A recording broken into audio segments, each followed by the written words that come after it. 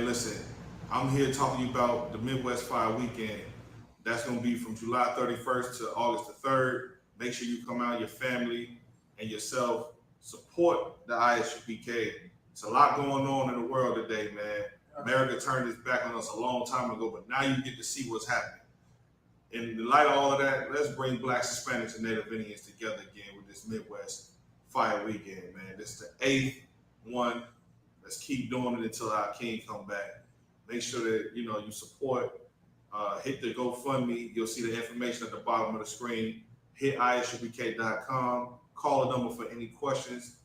With that, shalom.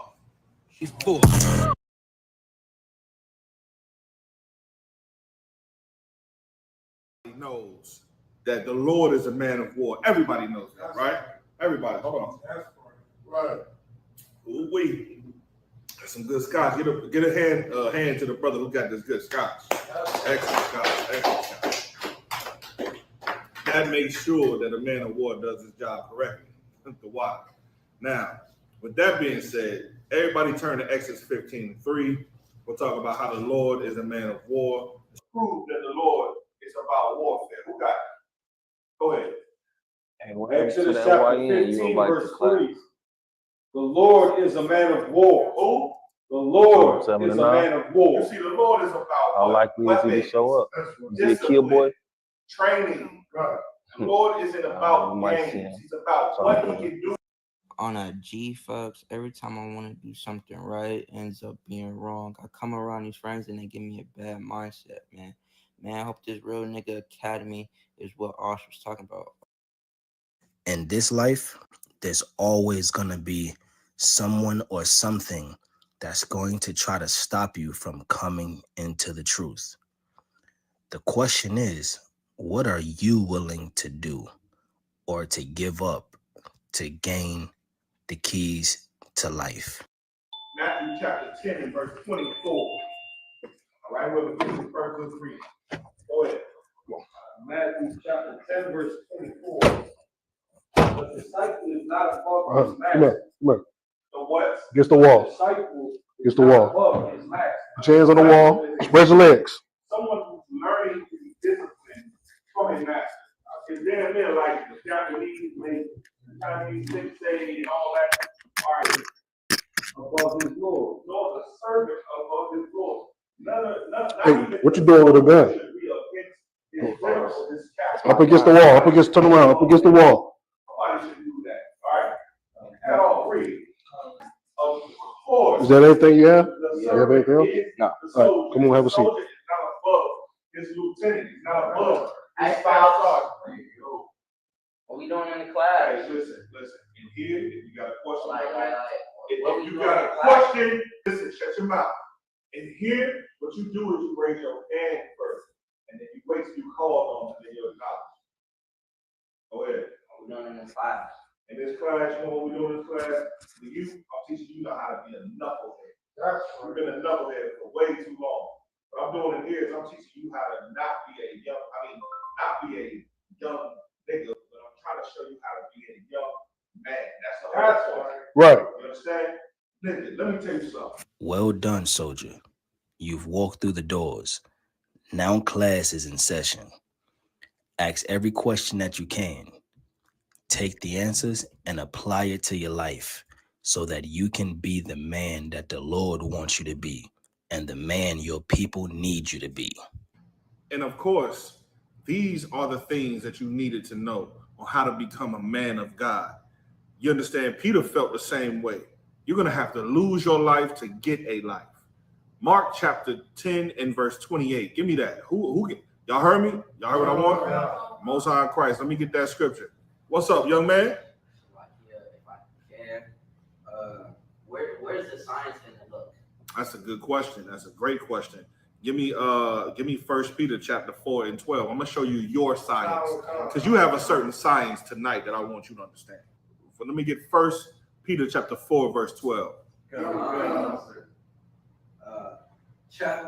Book 1 Peter chapter 4 verse 12. Mm-hmm. Beloved, think it not strange concerning the fiery trial which is The fiery trial.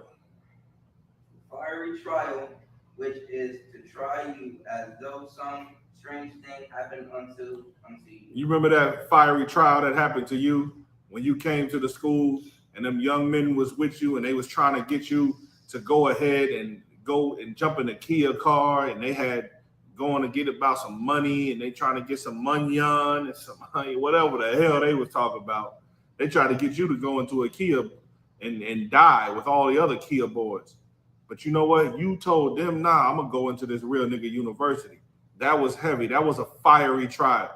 You went through it, but don't think you're the only person that went through that. You're not. We all went through it. Everybody's family told them this, told them that.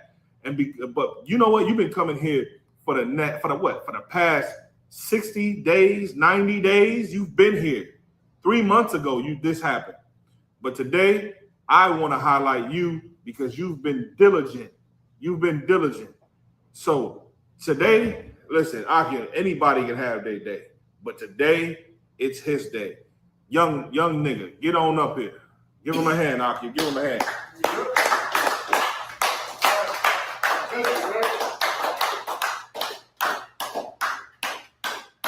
And with that, the transformation begins. You're no longer a YN. Now you're a YM, a young man. Now it's time to move and act accordingly. Because remember, you don't just represent yourself anymore.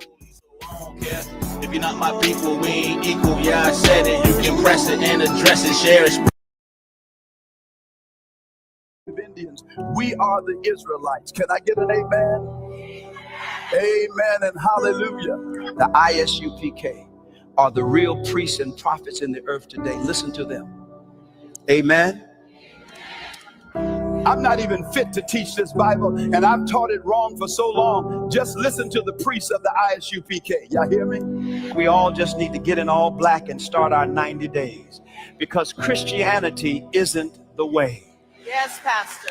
Now look at your neighbor and say, neighbor, visit ISUPK.com and find the school nearest you. Visit ISUPK.com and find the school nearest you. I'm going to start right now. White Terry. Shalom. Blacks.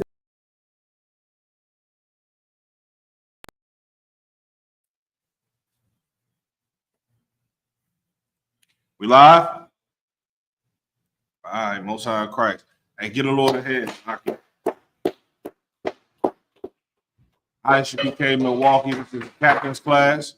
You understand? The topic of the night is, does God hate? And if so, let me go live on Big O real quick. All right, no sweat. We live on Big O. All right, the topic of the night's class is, does God hate? And if so, who, what, why, and how? Those are going to be that's going to be if God hates first, let's find out if God hates. It's a few scriptures in the Bible, not just a few. It's a plethora of scriptures in the Bible that tells you that God hates. I would like for somebody, while we in this class, whether you online, tuning in from the Christian Church Live, wherever you might be, I want to see if y'all can find in the Bible where it says God is all love. Now, we know God loves. We know God hates.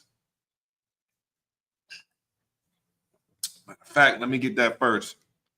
Ecclesiastes chapter 3 and 8.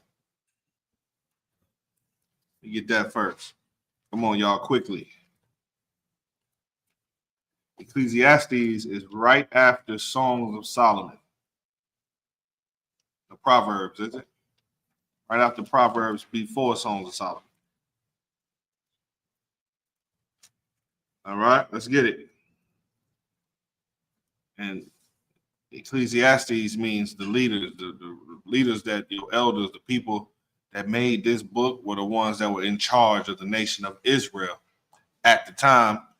And this is how your leaders should be teaching you. If you ever wonder why the leaders that you handpicked today are trash, reason is because they do not read the Bible. Back in the day, your leaders read the Bible.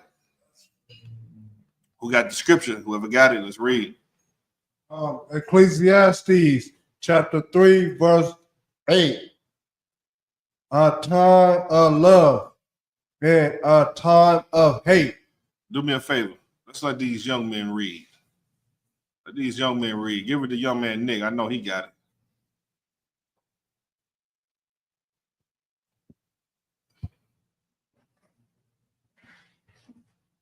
Young man Jay, he gotta get it together. You got to learn how to navigate through that book. Come on, today not how my uncle say, today not tomorrow. Today not tomorrow. Some good juice. Today, not tomorrow. Today, not tomorrow. If you need to, go to the very beginning of the book and look in your table of contents.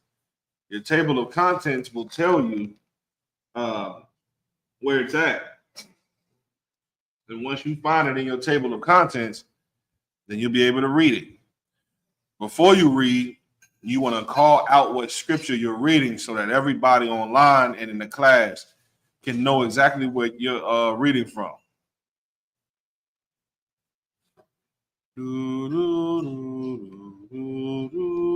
We need that sound right there. Verse 8. Go ahead, young man, read. Why he ain't got no headpiece on, Aki? Ecclesiastes, chapter 3, verse 8. Try repeat after me. Ecclesiastics. Ecclesiastes. Ecclesiastes. Ecclesiastes. That's good. I'll take that. Chapter 3, verse 8. Let's go. A time to love and a time to hate. Give me verse 1. Start at verse 1. Ecclesiastes, chapter 3, verse 1. Mm-hmm. To everything here is a season and a time to every purpose under the heaven. Stop. All right, here's how you read, all right? When you read, you want to read all the way up till you see a comma or a period or exclamation mark or something like that, all right? That's what you want to make sure you do. You understand? Huh? Yes, sir. All right, no sweat. That's what you want to do. So it would look like this. Ecclesiastes chapter 3, verse 1. To everything there is a season. And then you stop there. The reason why you stop there is because I'm going to break that down. Unless I say, all right, keep going or go ahead or read. You understand? Yes, then you would keep going. All right, so let's try it again once you fix your headband. Once you fix your headband, take your time. And don't just tie it once. Ecclesiastes chapter 3, verse 1. Everything. Read everything. No, read everything you see. It says to everything. Slow down if you need to. This ain't a race. It's a marathon. All right. Slow down. Ecclesiastes chapter 3, verse 1. To everything here is a season. To everything there is a season. We know that. Why? Because the earth has seasons. You name the 4 seasons. Go ahead. Nope, you raise your hand in it. Go ahead. Winter, summer, fall, and spring. Absolutely. There are 4 seasons, and they should absolutely show you a different time in the year, what's going on and the seasons that's happening. You understand? In the winter, it's cold, snow. In the summer, it's nice and hot.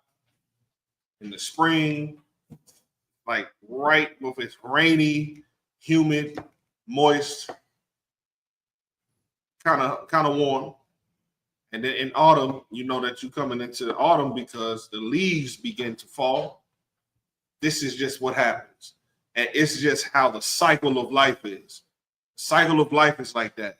Your marriage is like that. Raising your children is like that. Your relationships are like that. Everything has a season, and most things you got to learn how to weather. You can't weather anything, then you're what we call unfit. That's what we unfit. All right. So to everything, there's a season, right? Go ahead.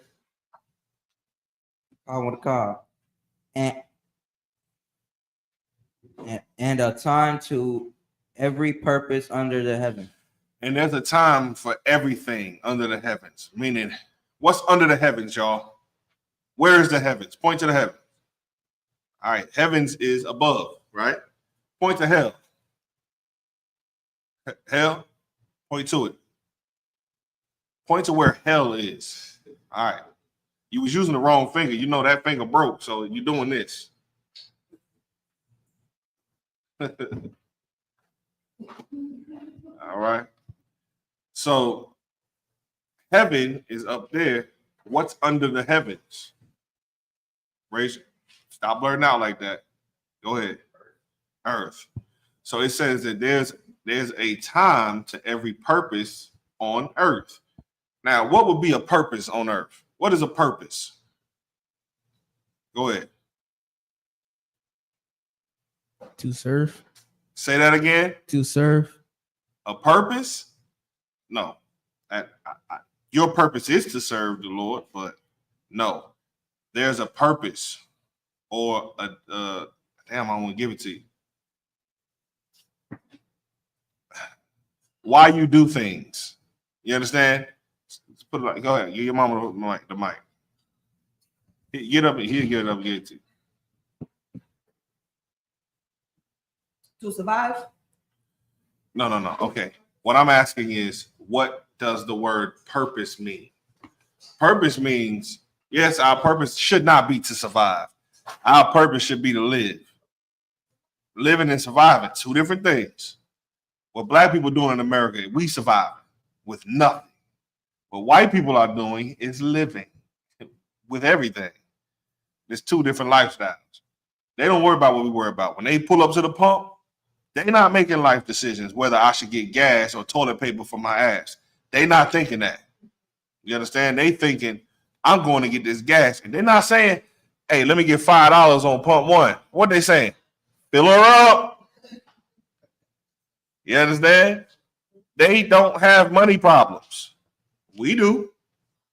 We have money problems. So there's a difference between, living and surviving. Nevertheless, purpose. The word purpose is, when it says for every purpose, there's a time for every purpose under the sun or under the heavens. It's talking about the purpose is, I gave you the answer already. Why you do something. That's just the purpose. My purpose or why I do what I do is the same thing. All right. So I'm speaking into this mic because the purpose of me speaking into this mic is so that it amplifies my voice so everybody under my voice can hear what I'm saying online. That's a purpose. And there's a time for that. I'm not going to speak into this all day, every day. I'm not going to pick this mic up and take it home with me and wear it, you know what I'm saying, around my neck and speak into this mic because there's no purpose for that. Hell, if it wasn't nobody online, I wouldn't need this mic because y'all can hear me just fine in this room. There's a purpose for everything, right? And I'm breaking the scriptures down like this today because we starting to have younger men in the class who need to understand everything they read. Damn near got to teach them how to become master readers. So let's go. Verse 2. A time to be born. Yeah. And a time to die. All right. A time to be born and a time to die, meaning we're born and we die. It's just that simple. Everybody is born and everybody will die. Do you think you'll never die? Do you think you'll never die? How about you? Because I think I'll never die. I think I'm immortal. I think this is the last hurrah. I think Christ's coming back soon, and I don't even have to taste death if the Lord will have enough mercy on me. You understand? It's all about the Lord's grace. I'm just going to make sure that I'm an asset to the Lord. And perhaps he looks down and says, all right, I don't feel like replacing that. You know what I'm saying? I don't know. Maybe he might be like, let's get DA out of the way. Send him on up to sleep with his fathers. I don't know. Nevertheless, everybody is born. Everybody dies. See, there's a time for birth, and that's celebrated, right? And then when you die, that's not celebrated. That's mourned. So there's a time when you come into the earth, and it's a great feeling. And it's a time when you leave the earth, and people gonna miss you because of the experiences that you had with them, and who you know, and the love that you got. And then they're gonna mourn because you died, because they just, yeah. Go ahead. Because they loved you so much. How about that? Go ahead. And a time to pluck up that which is planted. Meaning, there's a time where a farmer has to harvest. You don't harvest your crops. You don't harvest your crops when they just sprout. You know what I'm saying? You don't harvest your crops when they're still ripe. You wait till they're not ripe. You wait until they're ripe, ready to harvest, and then you cure them. I mean, that's just how life is. There's a time for that. Go ahead. A time to kill and a time to heal. So, does God say that you should not? It's never a time to kill. You know, Christians, they be like, God don't want me to kill nobody, so I'm just gonna pray. Lord be with him. You understand? I'm not him. If there's a time that I got to kill, I'm gonna kill or be killed. Go ahead. Time to break down and a time You skip it. There's a time to kill, and then right after that, what does it say? And a time to heal. So at one time, maybe you have to, kill the same person that you have to heal, or heal the same person that you tried to kill. There's always a time. Go ahead. Y'all get the point? Do we have to keep going with this? There's a time for everything. Now drop down to verse 8. a time to love and a time to hate. Mm-hmm. A time of No, war. stop. Say that again. Read that again. A time of love and a time of hate. Is that what it says? Doesn't say of. Read what you see. Time to love, time to hate. So, young men, what would be the perfect time to love?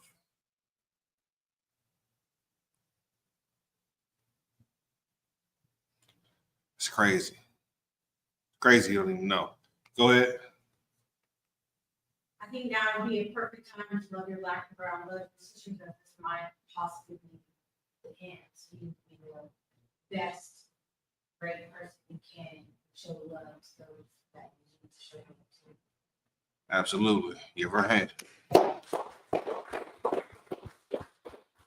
That's when it's time to love. When is it a time to hate?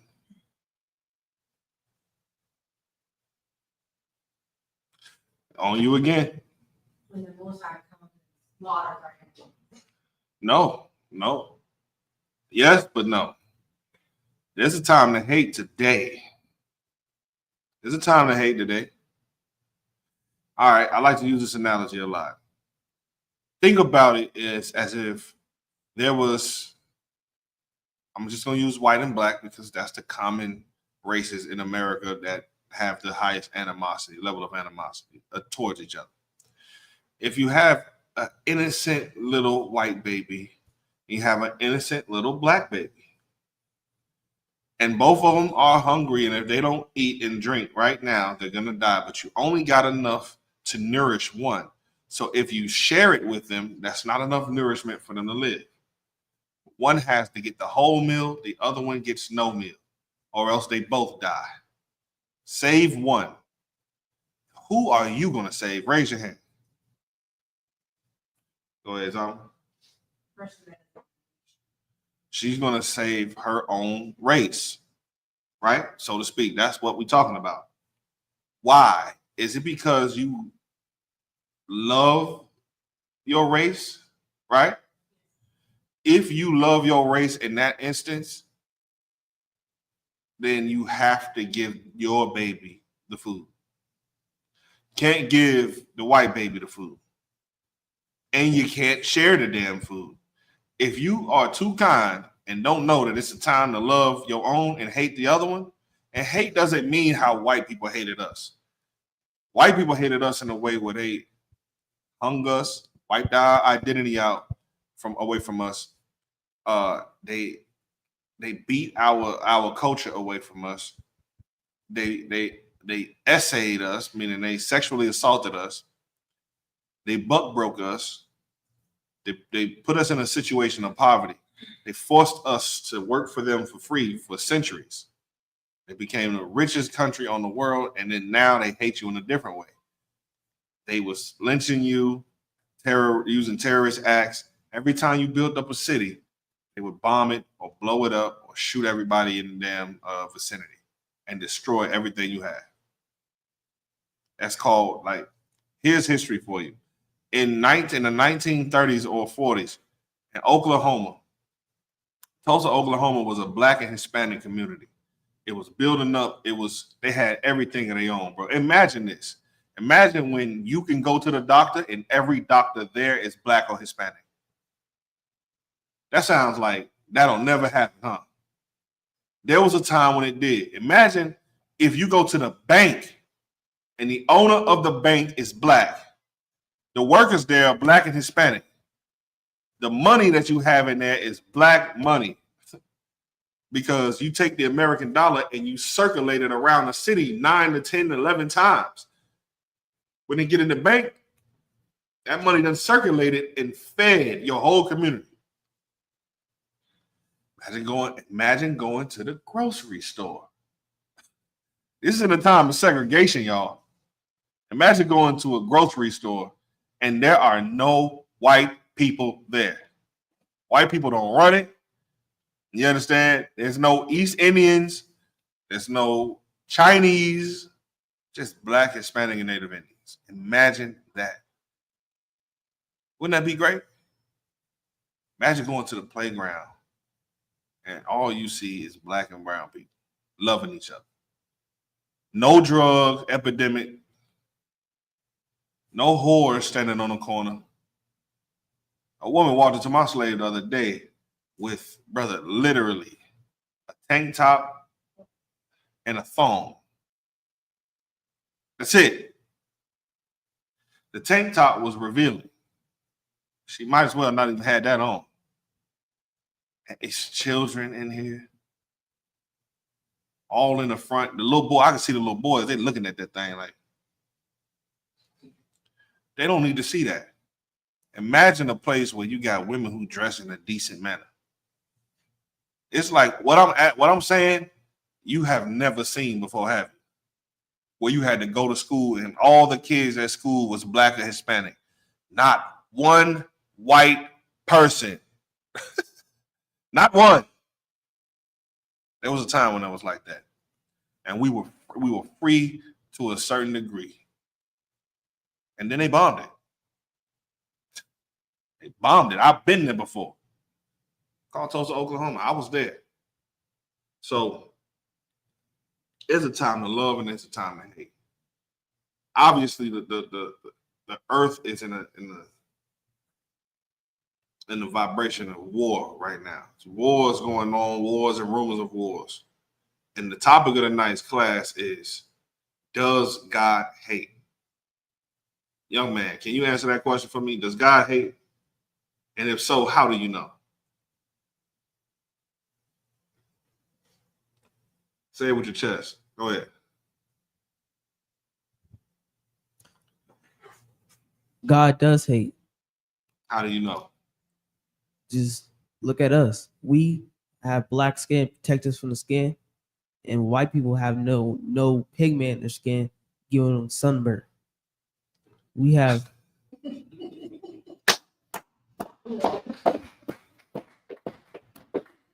He rationalized that one for me. All right, give me another example of how you know God hates. Even though that was kind of weak, but it was still, I'll take it. I'll take that. Give me another way that you know for a fact that God hates.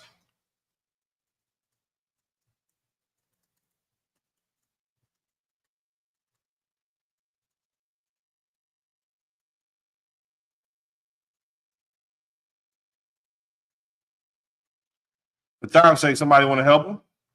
Because he'll sit there and watch me look at him and say nothing for the next 5 minutes. Won't you? All right. Anybody want to help him? How do you know that God hates?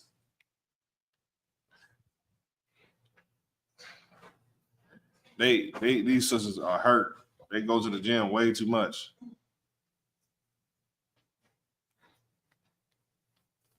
Because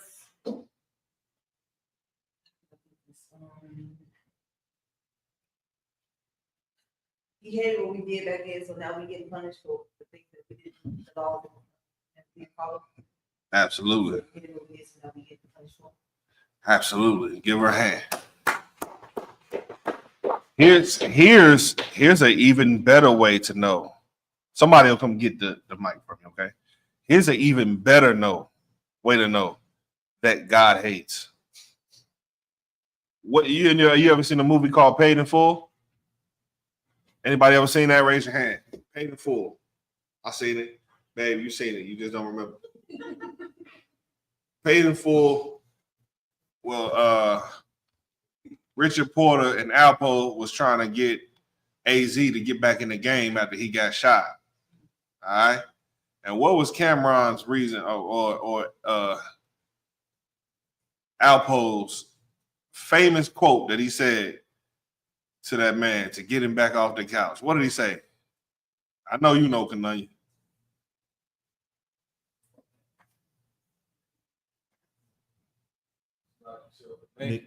Too late. Kananya already got it. Niggas get shot every day, B. Niggas get shot every day, B. You understand? Is it a good thing? Is it a lovely thing or a hateful thing for somebody to get shot? Everybody say it together out loud. Is it a lovely thing? Hateful. It's a hateful thing. Give me Deuteronomy chapter 32 and 39. You understand? As a matter of fact, and then yeah, I'll take that. Give me that.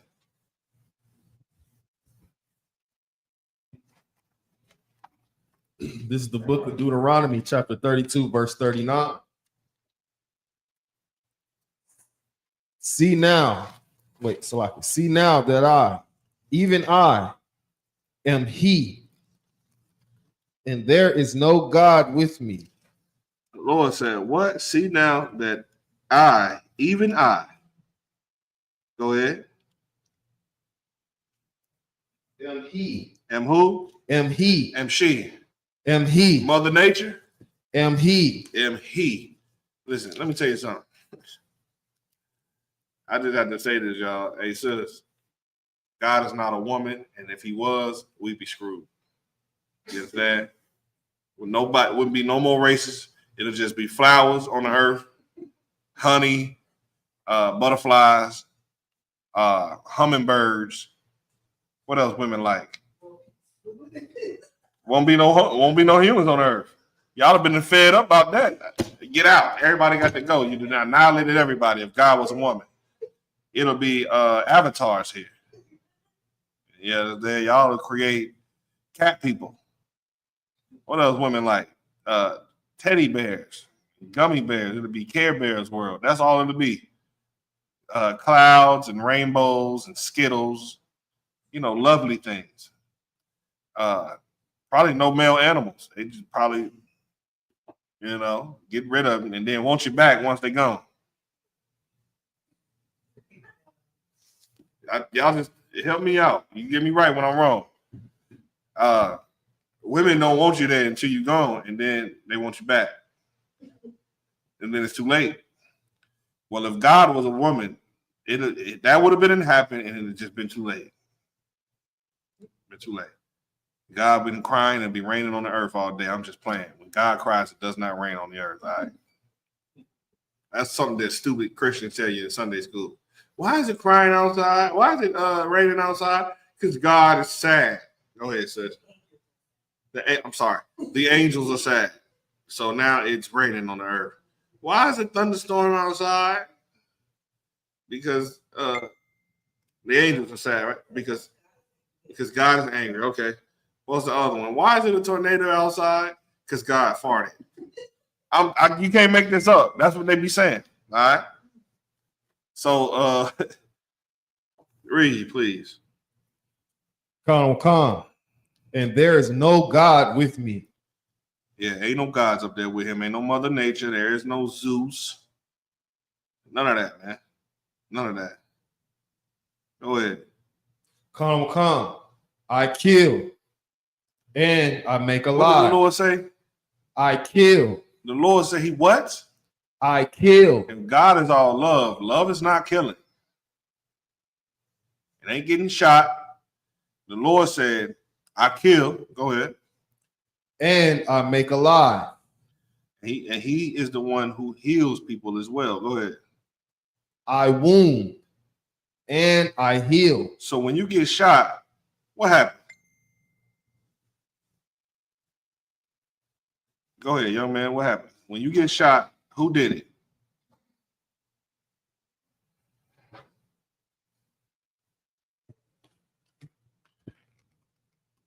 When there's someone that got shot, stabbed, slapped, hit by a car, who did it? According to what we just read, man. You got to read it again, Canunya, perhaps. 1 second. Let's give him a try. Slack, sir. Should I start the verse over? Yes. This is the book of Deuteronomy, chapter 32, verse 39. See now that I, even I, am he, and there is no God with me. I kill and I make alive. Go ahead. I wound and I heal. So when people be like, oh, you just got karma. Karma ain't up there with God.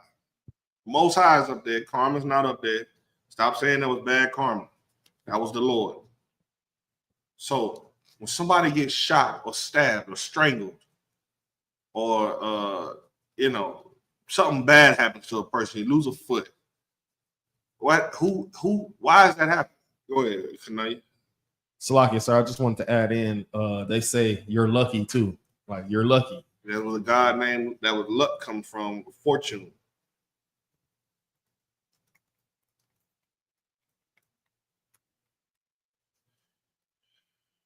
Go ahead. God. Say, I can't hear you. God. Who? God. There you go. You got to say things with your chest. Give you another one. Amos chapter 3 and verse 6. Read that. I know y'all ain't going to find it.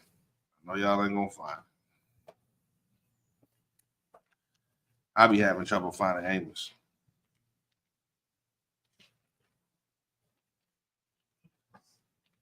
I think Amos is right behind Daniel. Hosea, one of them. It's right behind Joel.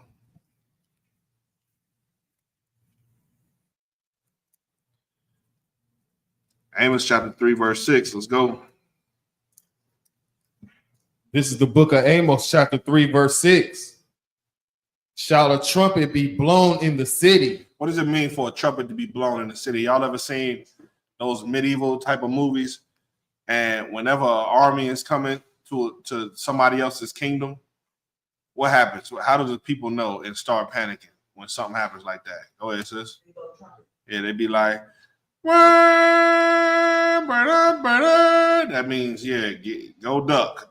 Go ahead. Salakia, sir, and when it's hurricane time. Yeah, and I was about to say that in modern day, they have those horns that you pay attention to at all. You never do it, but they got them strategically placed around a city in very high places. Sometimes on top of churches because churches have that high point up there. But you'll see them big speakers, like the church next to my crib. They got them big speakers in there, and Those are sirens. So if a tornado or a bomb or like a nuke or domestic terrorism happens, they're gonna or a flood or earthquake, any type of thing like that, they're gonna sound them alarms. And that's all it's gonna sound all throughout the city. That's all you're gonna hear. That's to alert you to what? Evil.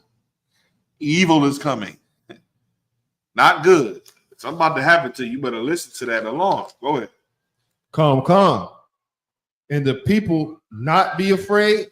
So if you have to be an absolute knucklehead and an idiot, stupid, dumb, deaf, blind, to hear them sirens go off and pay no attention to it. It's some people getting high there to be like, oh man, they just tune it out. Oh man, an anvil dropped through their damn roof. Go ahead, read on. Come. Shall there be evil in the city, and the Lord have not done it? Should there be love in the city? Shall there be evil in the city? Maybe like COVID. COVID was good or evil? Which one of y'all say it was? What was COVID, y'all? It was evil? Yeah. All right. How about when you caught that stomach bug?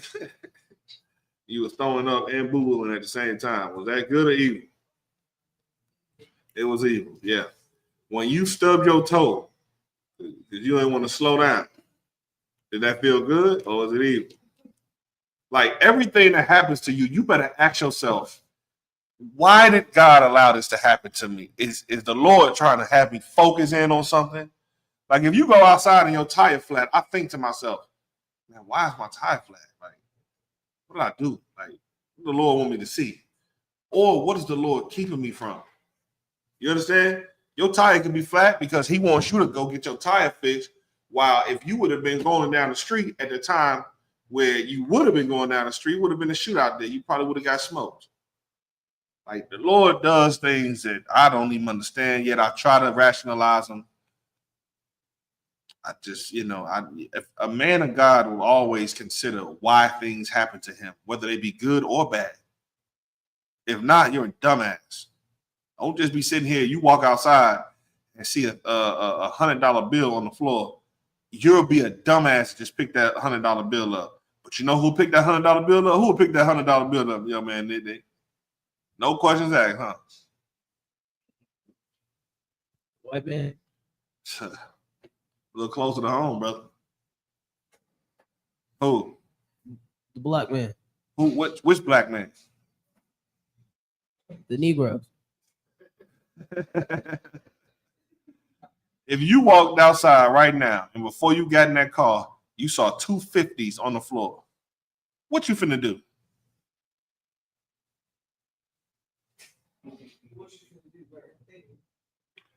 This ain't rocket science.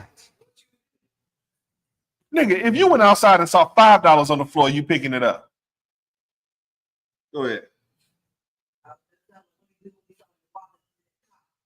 Went out there and got it.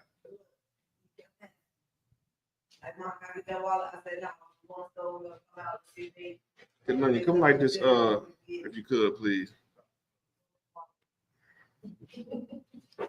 I don't see why we had to have a little think contest about that.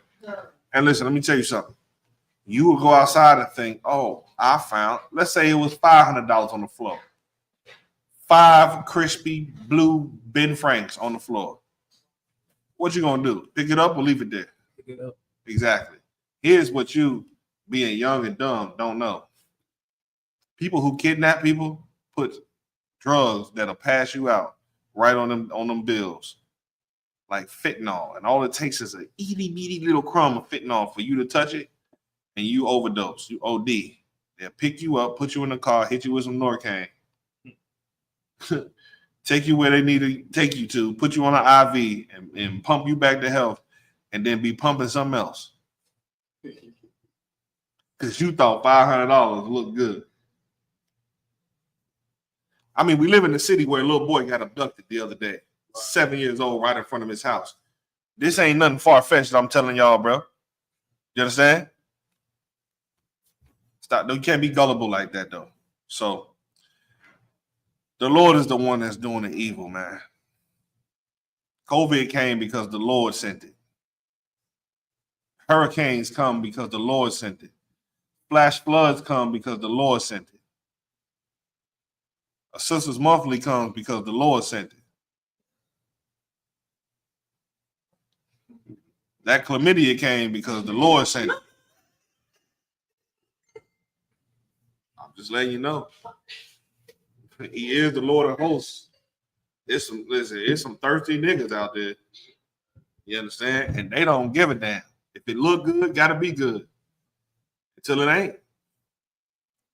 And you know what? It's the spirit that come on them and say, man, you know what? I'm gonna take this chance just so I can see what this feel like.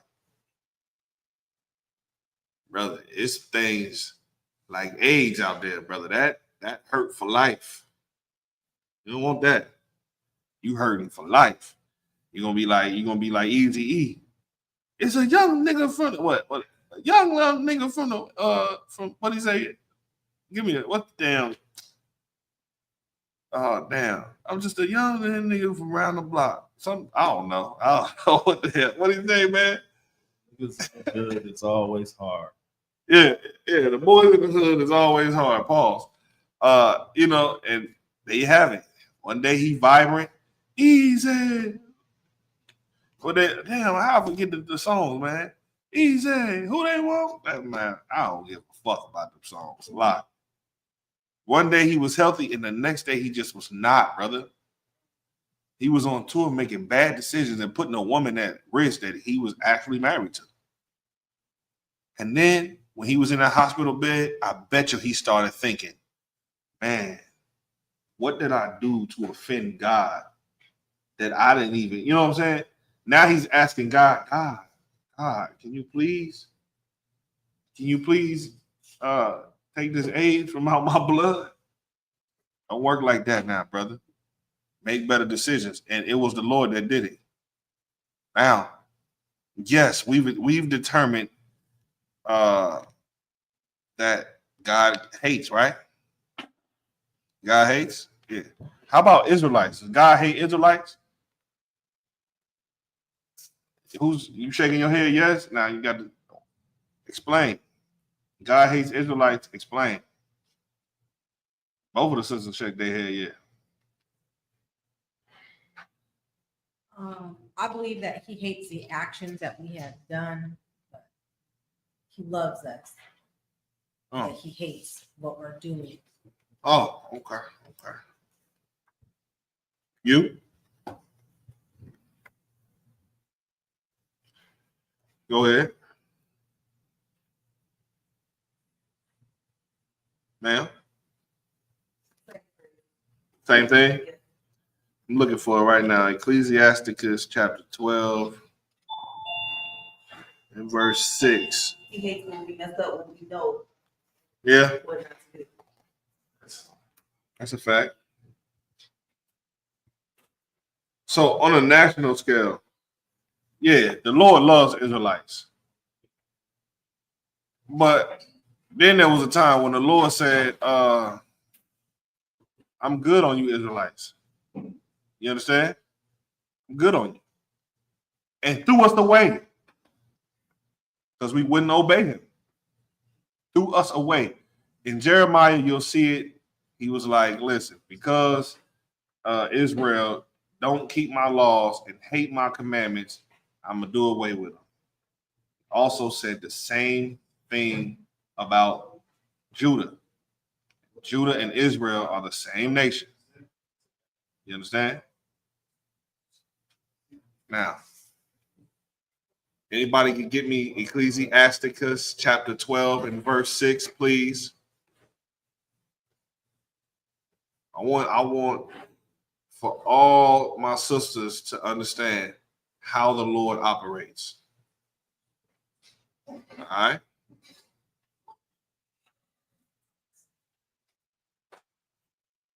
Ecclesiasticus chapter 12 and verse 6. Ecclesiasticus chapter 12 verse 6. If I could, please. This is the book of Ecclesiasticus, chapter 12, verse 6. In the morning. Ecclesiasticus.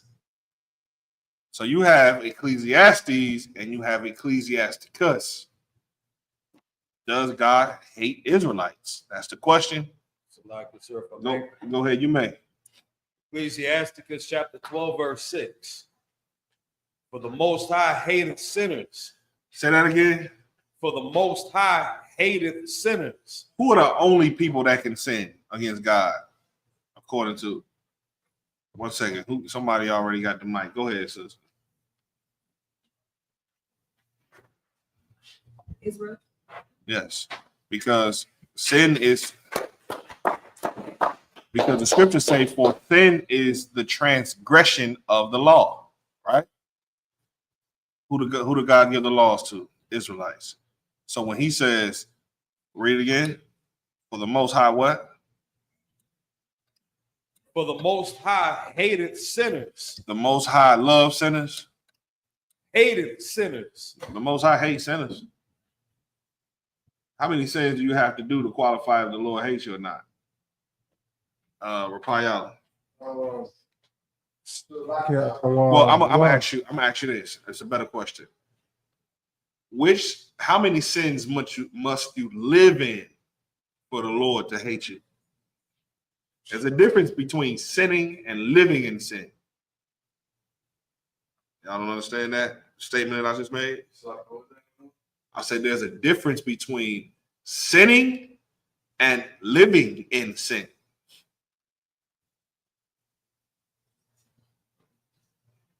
Anybody want to give it a shot? Living in sin will be like, it's like living in sin will be like living under the oppression. Nope. Well, yeah, sin can oppress you if that's what you're talking about, but no. Living in sin, go ahead, you want to give it a shot? Living in sin, I don't want is you constantly sinning each day. You constantly sinning each day. Sin, sinning is you sin once and you don't never do it again. Living in sin is when you just each day you living in sin. Give him a hand. Like, there's times where even I may slip up. You understand? We're not, you know what I'm saying? Like, we're striving for perfection.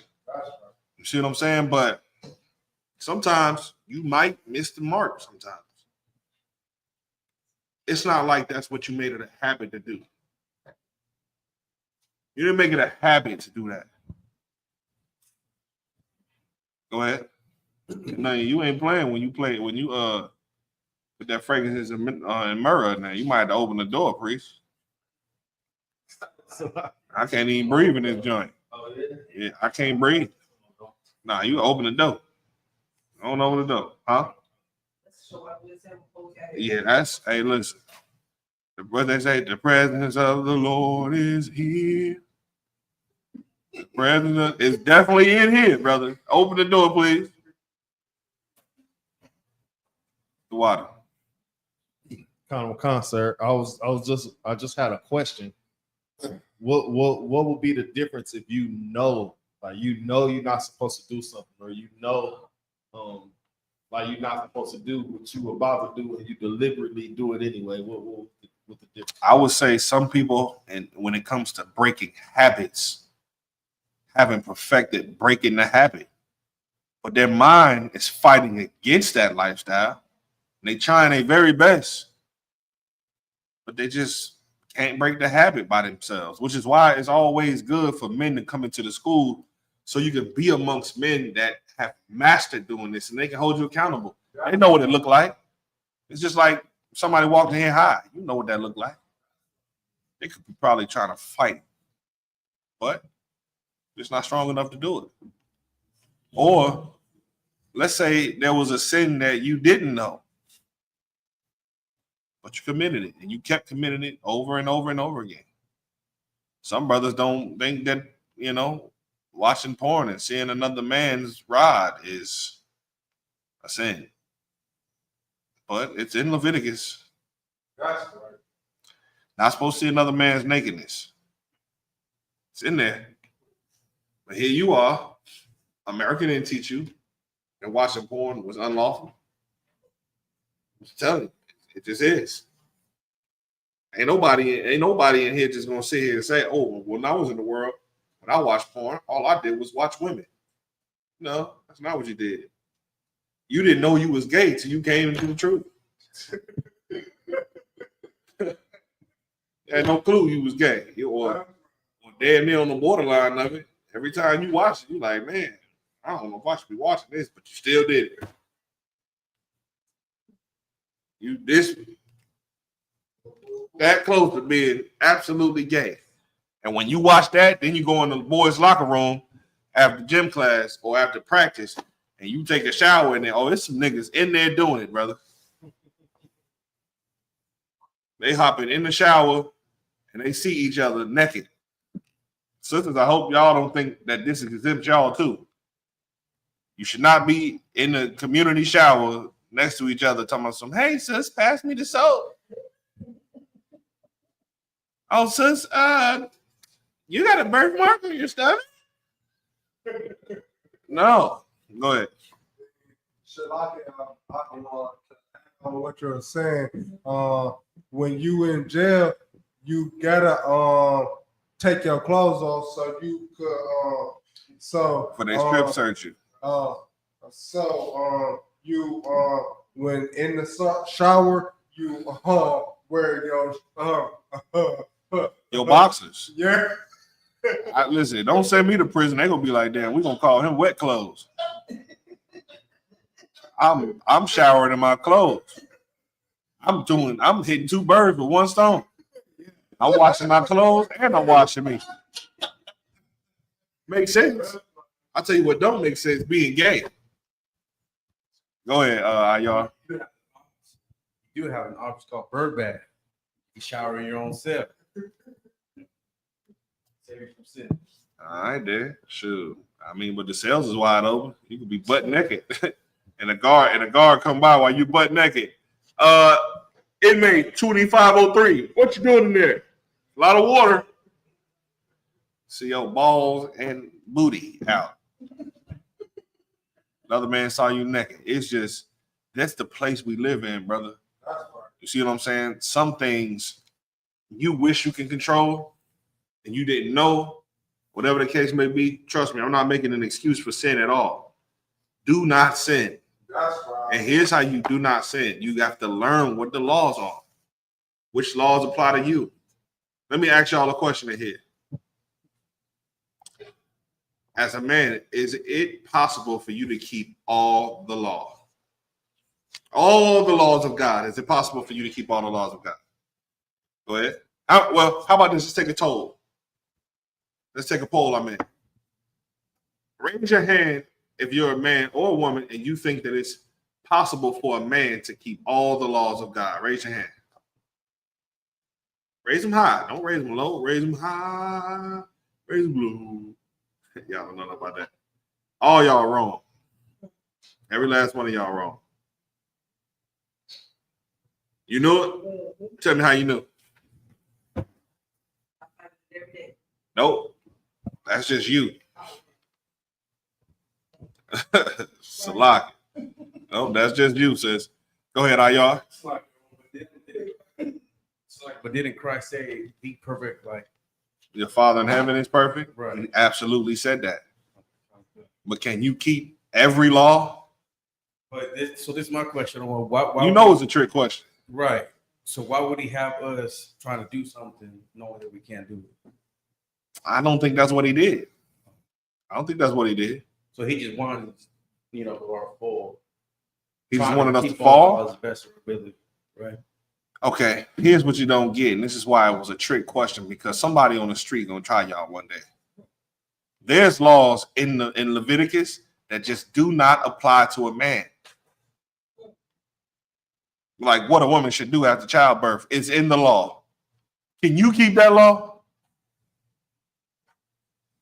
Yeah or nay? How many men in here can keep the law concerning childbirth? How many? Unless you have a vagina, it doesn't work. Go ahead, can you guys say you want to say? Nah, sir. All right, go sweat the water. Because nothing comes from in between your legs in the form of a baby. Not in the form of a baby. You understand? Babies come from in between your legs. They're in the form of a liquid. Full people come about of a woman. You understand? People. All right. So there's laws about how a woman should be separated during her flower. Does that pertain to you as a man? Go ahead.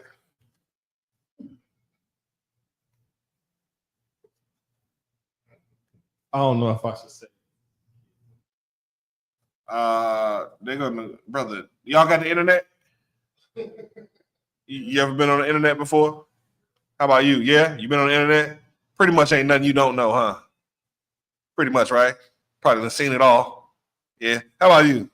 Yeah, probably done seen. You can go ahead and say what you got. Well, if you getting down with your lady and it come down on you, Then you're stupid. You should be separated as well. I say that you're ignorant. I wouldn't say that you're stupid. You're ignorant because I know my woman's time periods. I know all of that. I know her whole schedule. I know her body. If you married to a woman and you don't know her body, that's on you. If you don't communicate with her, hey, babe, you feel like the flower coming? You got to look at her. Sometimes she never does this. You like looking at her like, what you doing over there? You all right? There's just some things going on in my mind. You're like, damn, what's that time of the month? Feel like it's coming on. Stop asking me. Oh, okay. Here's what you better know.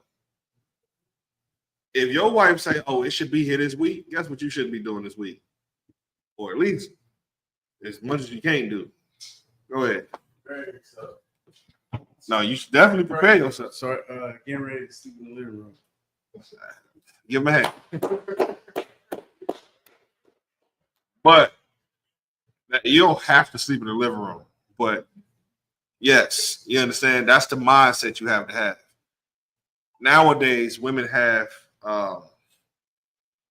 feminine products that will prevent them from, most women will prevent, some women have, you might have to say supreme flow.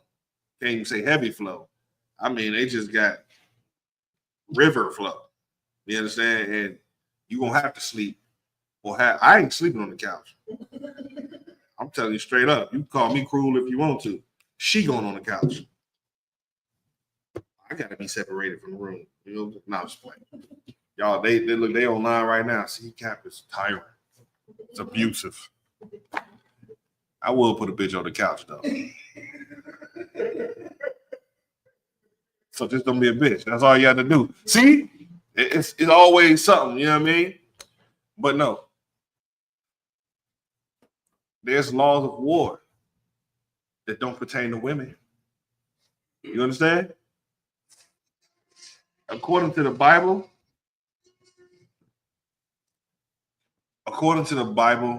women should not go to war.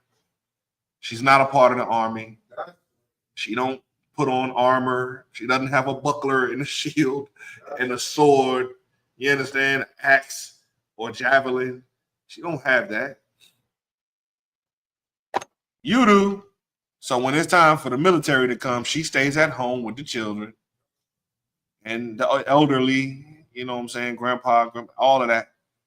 Or some sisters would come they wouldn't come absolutely directly into war, but then some sisters would be medics. You understand? And they'll be the relief for the helping brothers who just got their leg hacked off in war, helping them. Sometimes you don't want to see a grown-ass man with a beard, you know what I'm saying, when your leg got hacked off and your clothes got to be removed. Sometimes you just like, hey. But you got laws to where when you go to war, you got to go dig a hole outside of the camp and doo-doo in a hole. Does that pertain to a woman? So then, no, it don't pertain to a woman. She don't got to go dig a hole outside of a camp in war. Go ahead. Not even if we in the wilderness. In war. Talking about war, the laws that govern how we go to war. How we go to war and what we do to keep the camp from being undefiled. Like you got to understand, when we go to war, angels are in that camp with us. You understand? So you can't defile the camp by shitting in the camp. You understand? Peeing behind your tent. White people do that, huh? White people do that. You got to have something separate outside the camp. Now they practice cleanliness, but that was us back in the day. You understand? They would just find a bucket, pee and shit in the, excuse my French, pee in number 2 in a bucket in their own tent, brother. And then they'll take it out and then go. No, nobody wants to walk by your tent and it smells like hot doo-doo. Control yourself. Nobody wants to do that. You understand? No one. Nobody wants to walk by your tent and it smell like straight piss. That's just unclean now. And I'm quite sure the angels of the Lord don't want to be around that. The Lord don't want to be seen in none of that. So then you would have outhouses where you have to go so far away from the camp to go do your business. And that's where it's done. You understand? You got brothers whose job it is to do that over there, to bury it, burn it, whatever. That's their job to do that, brother. You don't want to touch them all day. You don't want to touch them. You're unclean. The doodle fingers. You understand? You don't want to touch those. So that don't pertain to women. In the wilderness, it would have been the same thing. You cannot, you got to get up, go out there to use the bathroom. You don't have a toilet in your house, in your tent, brother. That's like sleeping in the bathroom. Just think about that. That's like sleeping in the bathroom with your head in the toilet bowl. Go ahead. Salaki, I was saying as in, wouldn't they have to go use the bathroom in the same area as us? What, women? Not at war, because they wouldn't be at war. You understand? Not at war. In the same way women are separated in the class from men, quite sure we had enough common sense to keep the women where they go use the restroom with them and to keep where men go use the restroom with them. Quite sure. It's the same thing today. There's a men's bathroom and there's a women's bathroom. If you're a man trying to go in a woman's bathroom, you either a pervert or you think you're a woman. Go ahead, priest. Shalaki Adawan. Why is women and men separated? Because we have different sex organs, and a woman can learn, but a woman can belong to a man. You understand? You want to see another man's woman naked? No. Do you want to see her in her shame? No, you don't want to do that, bro. And when you see a woman naked, you humble her. So just imagine the shame that happens if you walked in on a man and a woman having sex. That's just, they're gonna be shamed, bro. They gonna be, whoa, whoa, whoa, whoa. That's called shame. When somebody, whoa, whoa, whoa, like you shamed them. During class? Oh, you mean during class? See, that's what you didn't say. He didn't say that, did he? Separate during class. Why? Because women tip men. There's something about men that just can't stop trying to get with women. And when you got new people that come into the school, you have to see that things are visually separated. This ain't a Christian church where you can have a woman with a big fat booty sitting right next to you, and you can just put your arm around the seat. You don't know who wife that is. People do that in church. Be somebody's wife sitting next to you. The husband ain't came to church this week. Big fat booty and a sundress sitting right next to you. And here you is. Amen, amen. Amen. Looking and lusting after another man's wife. We want to keep you separated to the degree where if you offend this brother by trying to do something with his wife, it's because you got out your seat and went over there to try to do it. And by the time you go sit next to a sister in this class, we beating your ass up.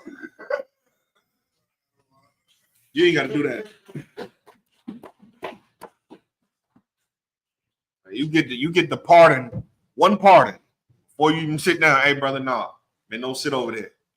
Hey, sis, women don't sit over there because the sister do the same thing. Where all these good-looking men came from?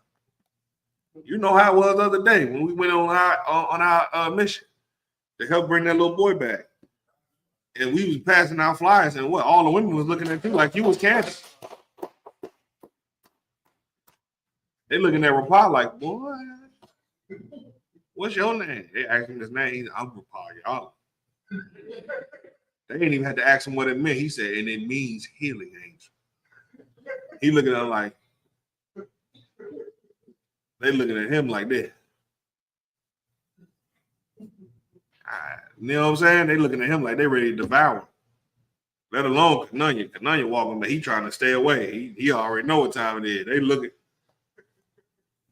Because if they could, they'd ask the whole camp. Okay, so who's him? Who's him? Who's him? Because them are the same sisters that's gonna pile in here, brother, and you better keep your discipline. You're gonna pile in here, you're gonna see a whole bunch of tail. You think that tail coming to sit by you? Nah, it's going to sit on the opposite of the room, and they gonna shut the fuck up, and they not gonna come on the other side of the room, and you not gonna go on the other side of the room. It's for the sake of order, brother. You understand? Order, discipline, and love for brothers and sisters. This ain't the place where you can come be a hornball, and a sleazy bastard and a lust-filled idiot in here thinking with the part that ain't up here. This ain't the place for that. You can go outside and do all of that if you stupid enough to go do it. Remember that chlamydia we was talking about earlier? All right? It's for to protect you. That's all. Because don't nobody want to be around people that just have chlamydia. I mean, just who wants to do that? That's unclean. You're going to have to be outside the camp with the chlamydia. All right? So, you don't want to be that's why we separating here. Because there's rules and protocols that have been set up to protect brothers and sisters from idiots. You want to know what your lust is going to do? You're going to have sex with the woman, and then once you're done having sex with her, and you feel like, oh, this is old now. Like you used to put up with a mouth. Oh, all right, babe, all right.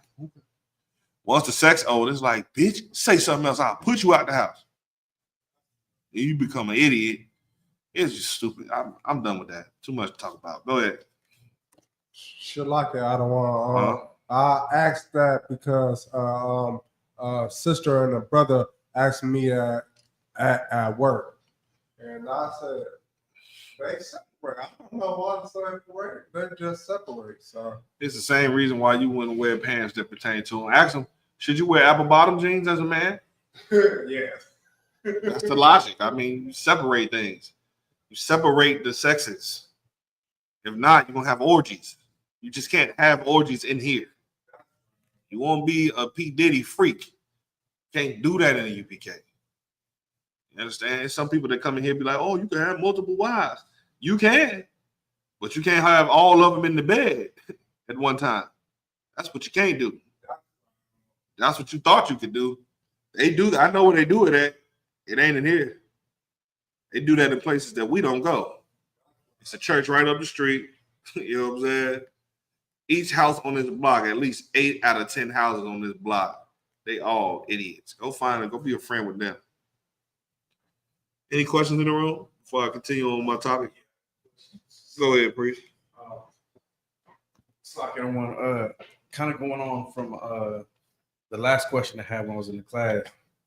The Roman who stabbed Christ in the rib, he actually did stab Christ in the rib. Absolutely. Now, he was a heathen. Yes. Okay, he was a heathen.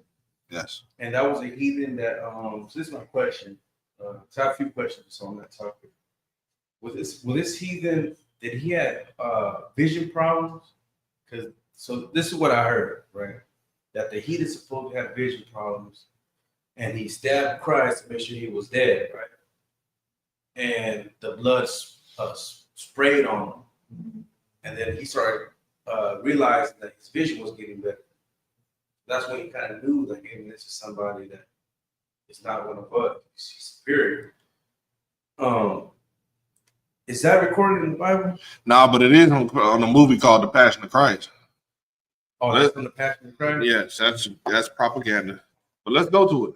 Let's find in the Bible. No, if I could, was that the same heathen that lost his vision at one point? No. That's what's his name? What the one that ended up becoming a prophet? You talking about Paul? What was it? Paul? He was like a Roman citizen, hardcore Roman, and he ended up becoming a follower of Christ. Are you thinking about Paul? Was he in the Roman military? You talking about Cornelius? Yeah. The centurion? You talking about Cornelius? He ended up like believing in Christ and started, you know what I mean? Like passing out his word and all that. Yeah. Cornelius was an Israelite, brother. Oh, he was an Israelite in the military of Rome. Absolutely. Just waiting Israelites is in the white man military today. Right. Do you need a breakdown on that? Okay, so was that the one that ended up losing his vision? No. Who's that? That was just some Roman soldier. And it was speaking in a manifold sense. Let's get that. Give me Revelation chapter 1, verse 6 or 7. It's one of those. Let's get to it.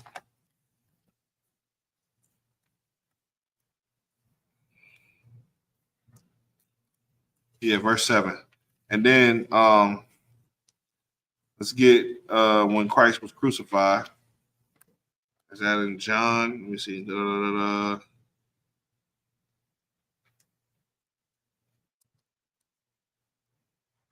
When you said Romans, Go to Matthew. 7 verse 6. Revelation chapter 1, verse 7.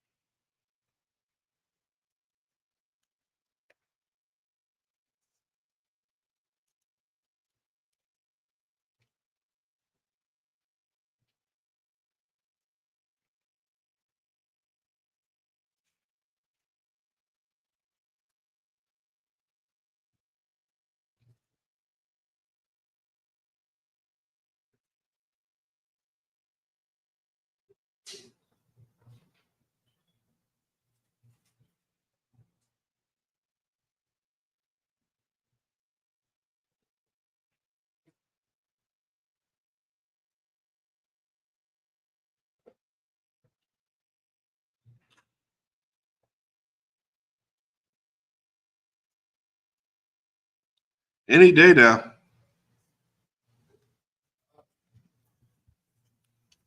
Revelations chapter 1, verse 7. Behold, he cometh with clouds. He come with what? Clouds. What is that synonymous for?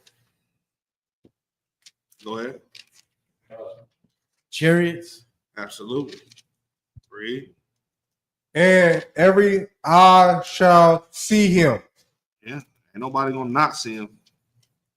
And they also which pierced him,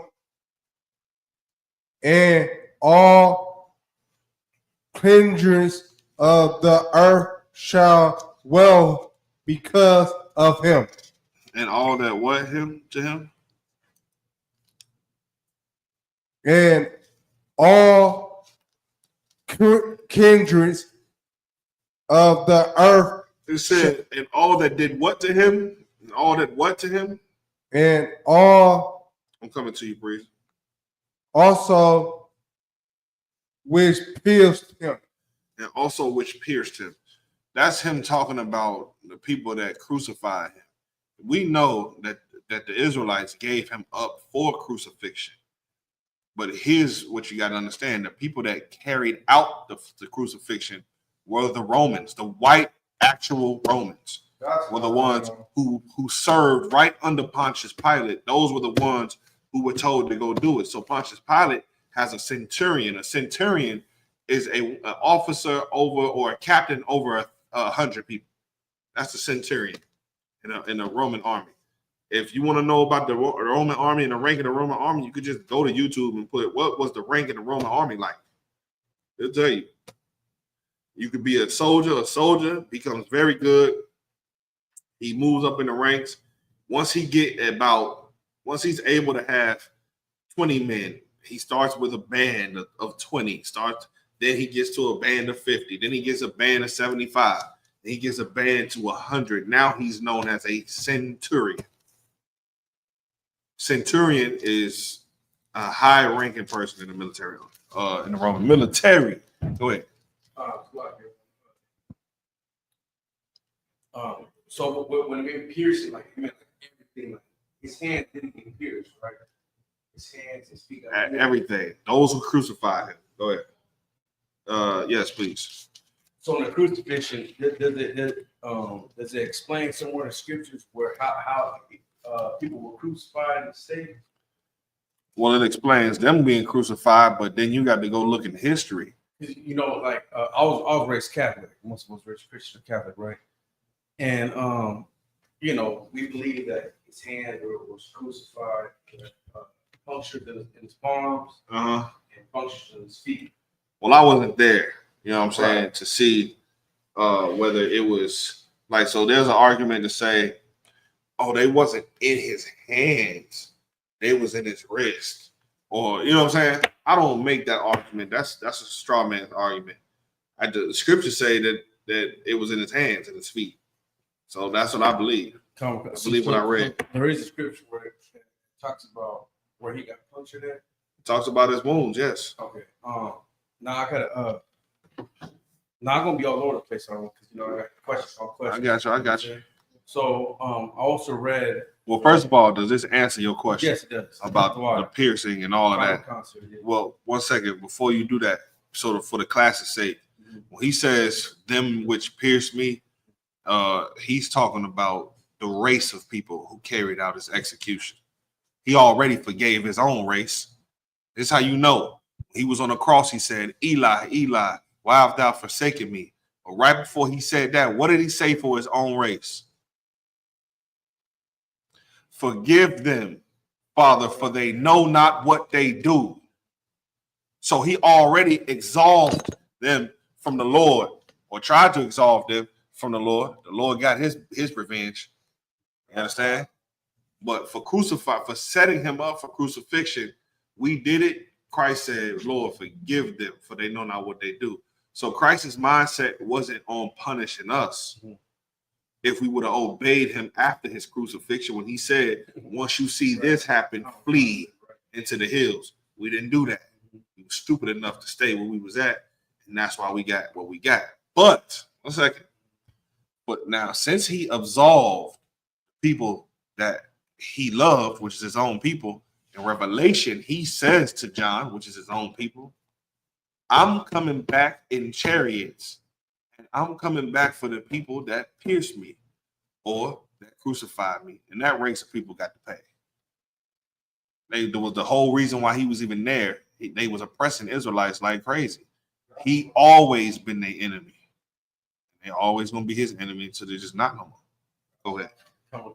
And the ones that were calling shots, they were the Khazars, so-called Jewish people at the time. No, in Rome, that was a whole different tribe of white people. The Rome was under the Catholic, right? No, we talking about in Christ's time. Right, Christ's time. That tribe of Edomites was like not Amalek. Who was the one that was calling the shots? All right, crucify his head.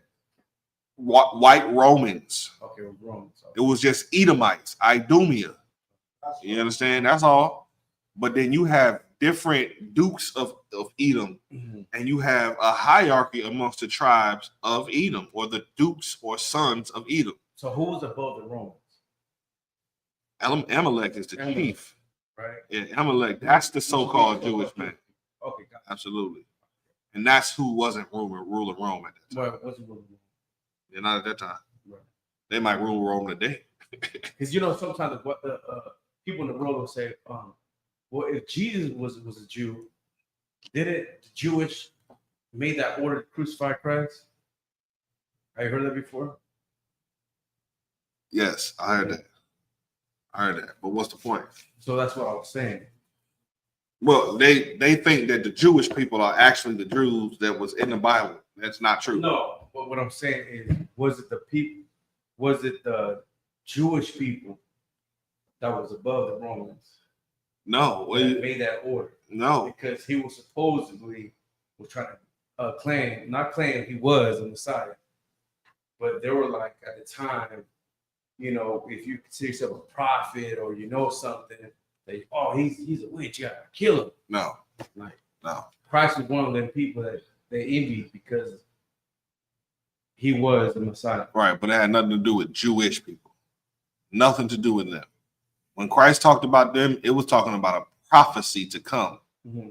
It was talking about when the Khazars actually popped on the scene. Right. From Poland and the foots of Russia and the Caucasus. That's what he was talking about. And Slovakia and all that. But it wasn't in his time. In his time, it was pure Romans. Nobody ruled over them except Romans. Not Greeks. They spoke Greek. But the Greeks, they had already defeated the Greeks. In the Hasmonean dynasty, they helped us. So here's what we did. In history, which is why we got all these books over here. In history, what really happened is the Greeks oppressed us first. And then they came and defiled the temple. It was called the desolation of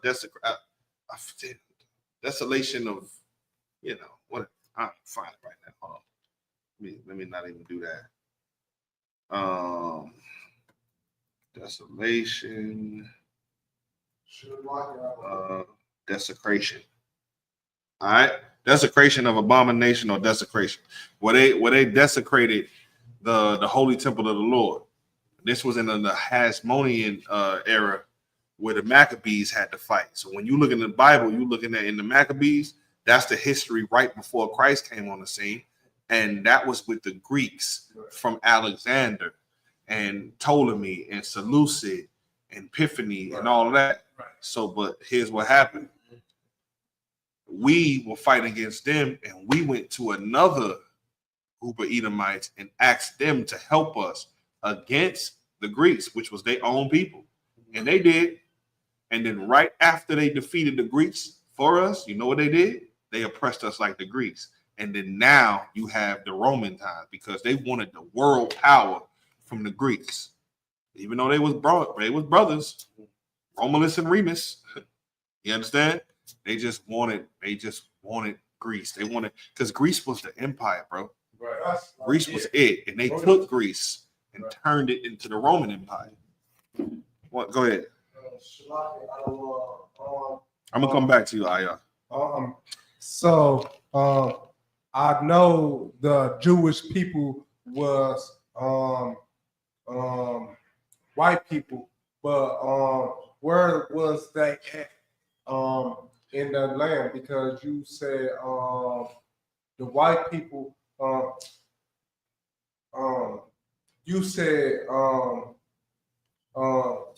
they was of the white people, but they wasn't in the military. So where were they? I'm gonna tell you right now.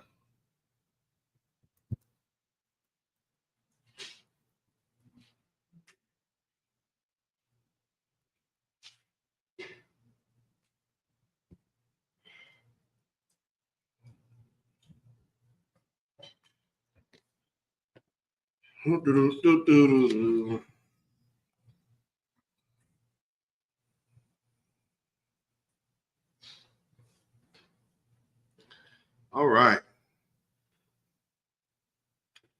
During the time of Christ, roughly the 1st century CE, the Khazars, a nomadic Turkic people, were likely, and they weren't the real Turks either. They came and took that shit from the real Turks. Real Turks weren't white people. Go ahead. So who was the real Turks at the time? I think it was the Japhetic people, I believe. Don't quote me on that. I'm just going off of what I can recollect. But I may be absolutely spot on. We were it says were likely inhabiting the Eurasian steppe or steppe, a vast region spanning from Central Asia to southeastern Europe. Boom. Exactly what I was saying. While the Khazars, that the Khazar Khaganate, their established empire didn't emerge until the 6th century CE. Sources suggest that the Turkic tribes, including those considered Proto-Khazars, were present in the Western Eurasian steppe as early as 463 CE. It's plausible that by the 1st century CE, these early Khazars were part of the Hunnic Confederation, or moving westward in the aftermath of its collapse. Their precise location during this period is somewhat speculative, as the Khazar Khaganate, as a clearly defined political entity, is only confidently recognized from around the middle of the 7th century CE. However, the ancestral tribes and predecessors likely occupy areas that would later form the core of the Khazar Khaganate, including the steppes of southern Russia and the northern Caucasus region. So exactly what I said was on point. That's where they were. I just wanted to make sure that I got in the history, so I don't just be sitting here going off of my what I remember. But what I remember sometimes be absolutely on point, because I be reading these damn books all the damn time. And then we got those books over there, like the 13th tribe that goes into that. We got Who is Edom, that book right there that we have. Yeah, we got that. Actually, it's been lent out to Officer Iowa alum in Chicago, who said that I would have that book back on a certain date. You heard that. I'm gonna call him after class because we need that book back. All right.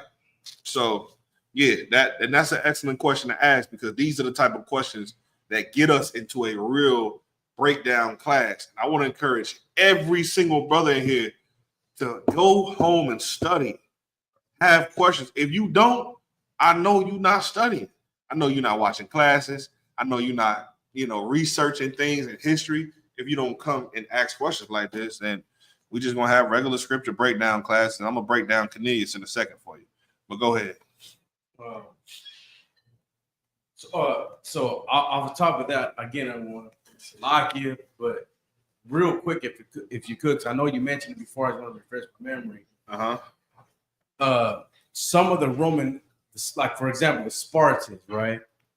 People glorify the Spartans. They glorify it because they were from the Roman military. But I believe in the book of the Apocrypha, it talks about there were some of them were actually Israelites. Because I watch, like, I'm very up on history, right? And I watch a lot of history movies and documentaries. That's all I watch. And I noticed that they keep on saying slaves and slaves and slaves. And there were the Spartans. Now, correct me if I'm wrong. These slaves that they're talking about in these movies, they're Israelites. Yeah. Yes. These slaves that you see on these movies, even like Spartacus and the Gladiator, those would have all been niggas. Right. You understand? Blacks, Hispanics, and Native Americans. That's it. That's who was over there. That's what it would have been. Now, okay, when I say niggas, I mean blacks, Hispanics, and Native Indians. I just want everybody to know that. As a matter of fact, I'm about to flip it. They was brown people. How about that? Yeah. And when I say brown, I mean blacks, Hispanics, and Native Indians. You understand? That's who was over there. We were the Israelites. And the reason why they wanted to put us up against all them damn creatures and beasts is because they read our records and saw how Samson ripped the jawbone of a goddamn lion straight with his bare hands. How David killed animals with his bare hands. Bears, wolves, lions. And it was like, I want to see this.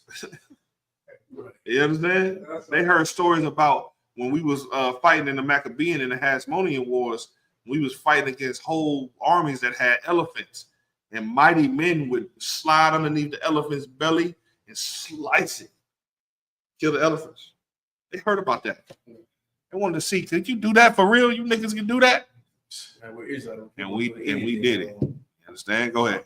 Good. Now, the movie 300 Spartans, was it really 300 men? No, that's a lie. It wasn't no 300 men. No. It's possible because we were Israelites, though, right?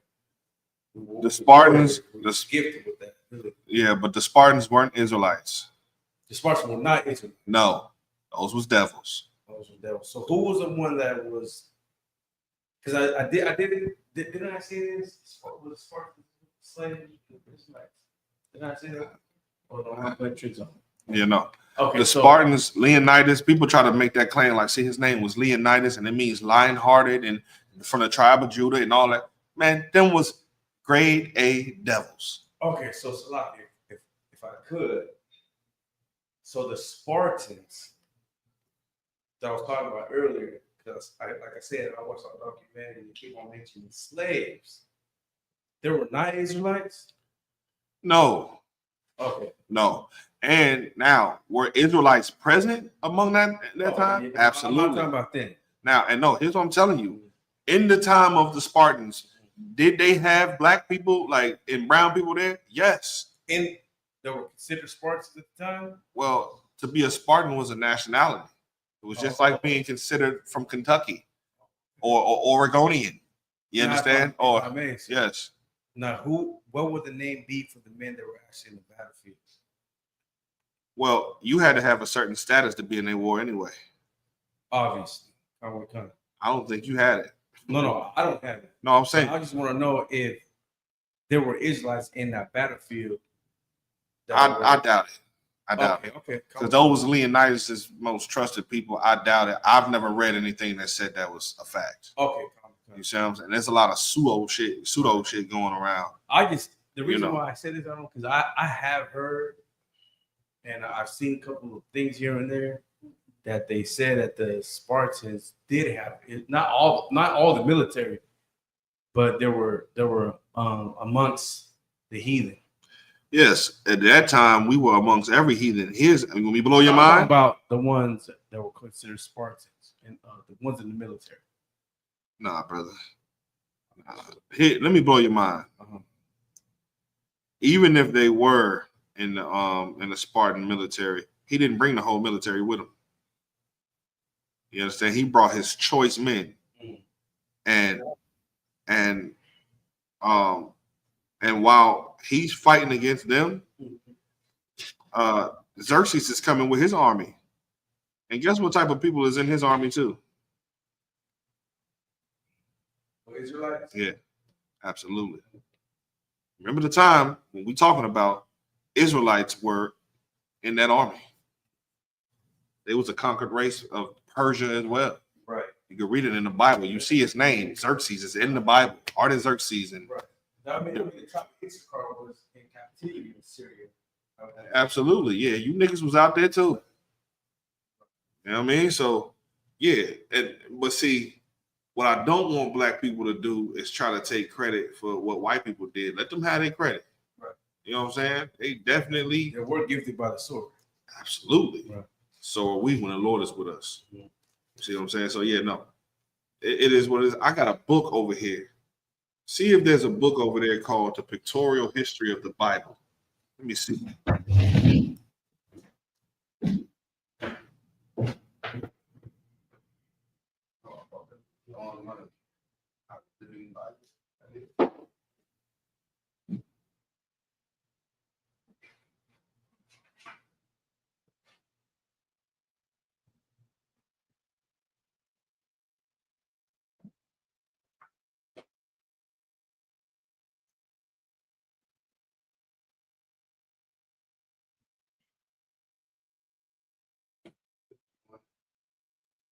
I didn't mark it.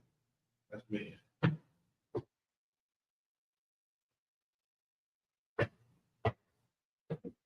Hey Siri. Hey Siri. Call IG. Just to confirm, you'd like to call IG. Give me a second, y'all. Cause I show IG this. I'm finna give you this breakdown on Cornelius. Show IG this, but I can't remember for the life of me where it's at, which is why I'm supposed to be marking everything today. Is this it? Shalom, Lord Christ. Hey, Shalom, Lord Christ, Priest Salaki. I got you on speakerphone. I'm teaching this class, right? And you remember when I was showing you that joint about Cornelius in that book, Our Living Bible? Yeah, come on, sir. What page is that again? I forgot to mark it in my copy. Page 78. Page 78. I believe. It's still weak.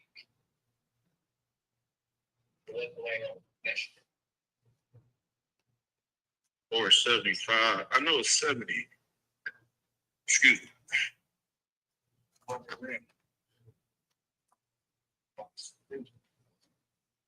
Damn. You see it? Mm-mm. Are you around that book right now, though? Hold on. I got saved in my phone. Yeah, I was trying to look it now. I'm about to write it down. Salaki, y'all bear with me. Here we go. Pull this shit out right now. Hey.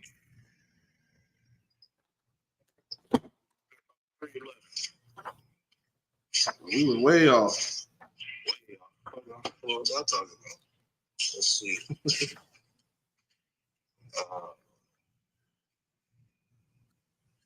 All right, boom. You really can start 310.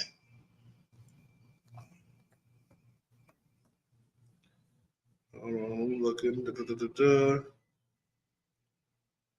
All right, what's highlighted on your book? I know I did the highlighting.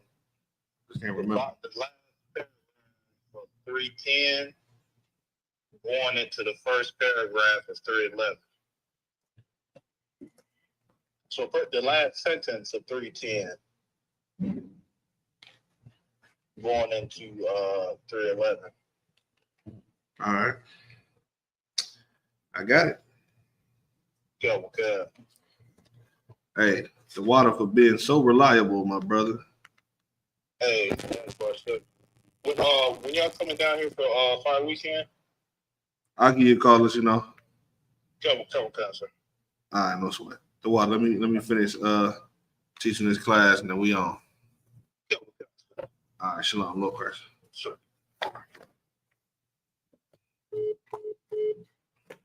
What is that again? The book. It's called Our Living Bible. I'm highlighting it right now because I should have done this. Little thing. Shoot. Man, don't worry about it.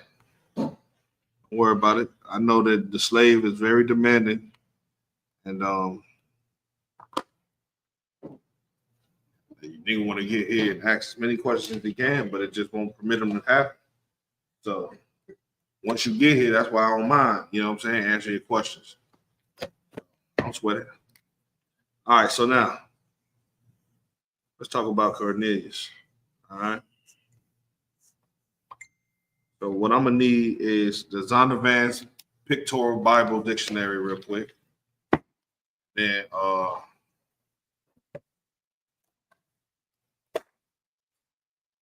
it's all the way to the left, all the way to the left. There you go. When I say the Zondervan Pictorial, I'm talking about the big one. The one that got the majority pictures in it, all right? All right, I'm trying to make this quick. Give me Acts chapter 10 and 1. Somebody hold Acts chapter 10 and 1 for me, please. Then somebody give me you know what? Let's go ahead and get it. Acts chapter 10 and 1, Acts 18 and 2. I got that. All right, let's get it. And then Acts 18 and 2.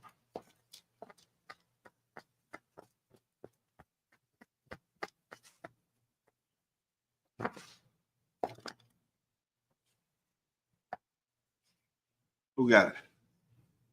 We try and get out of here quickly, or y'all want me to keep y'all way past the time?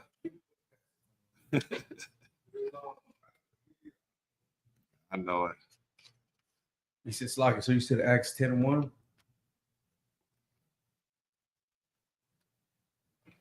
Nah. Yes, Acts chapter 10 and verse 1. All right, come.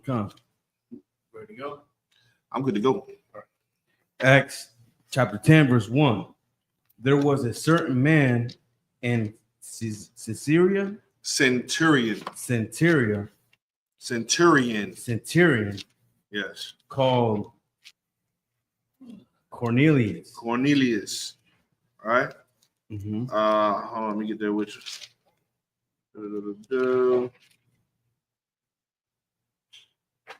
Go ahead. Slocky, what's the after the A? A centurion. A centurion, which means what again, other one? In the Roman military, a centurion was a professional officer in command of a centuria, a unit typically composed of 100 legionaries. Though this number could vary, they were the backbone of the legion, responsible for discipline, training, and leading their men in battle. Centurions were highly respected and held significant authority, wielding considerable influence within the legion and even in Roman society. That's what a centurion is, a rank behind the bar. Now, drop that. We're gonna try to run through this. Now give me Acts 18 and 2.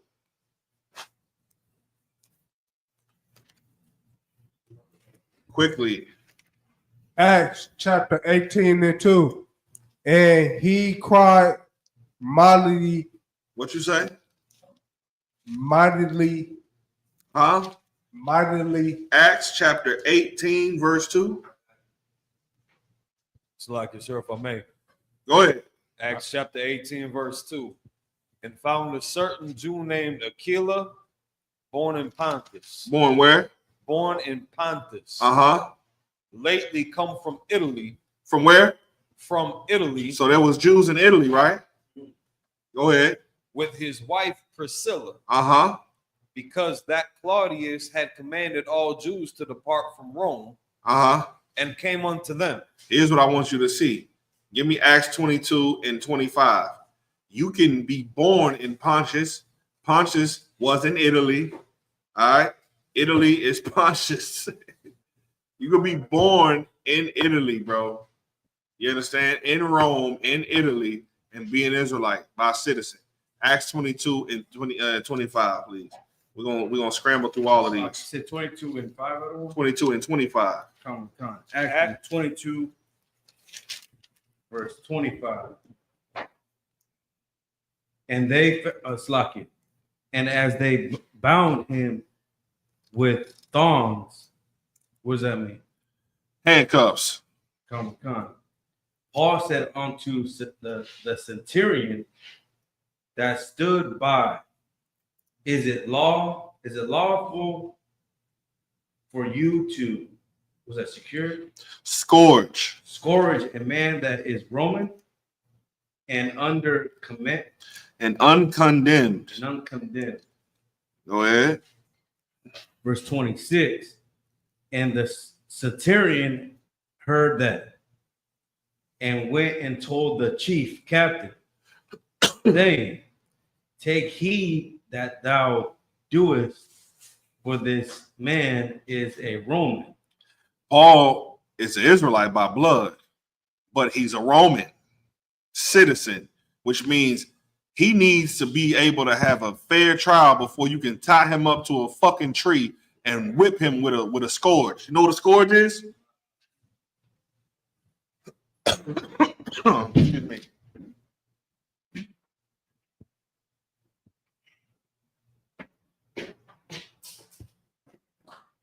Everybody know me and my whips.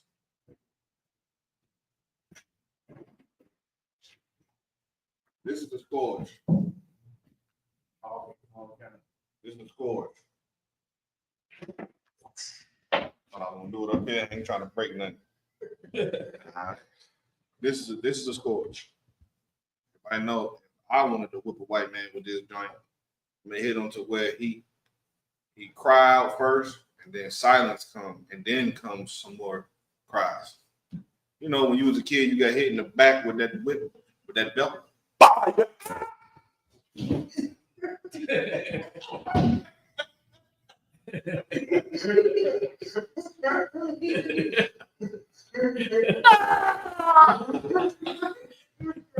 That one right there. That cable cord. Yeah. The extension cord hurt, don't it? And then it hit and it sounded like that.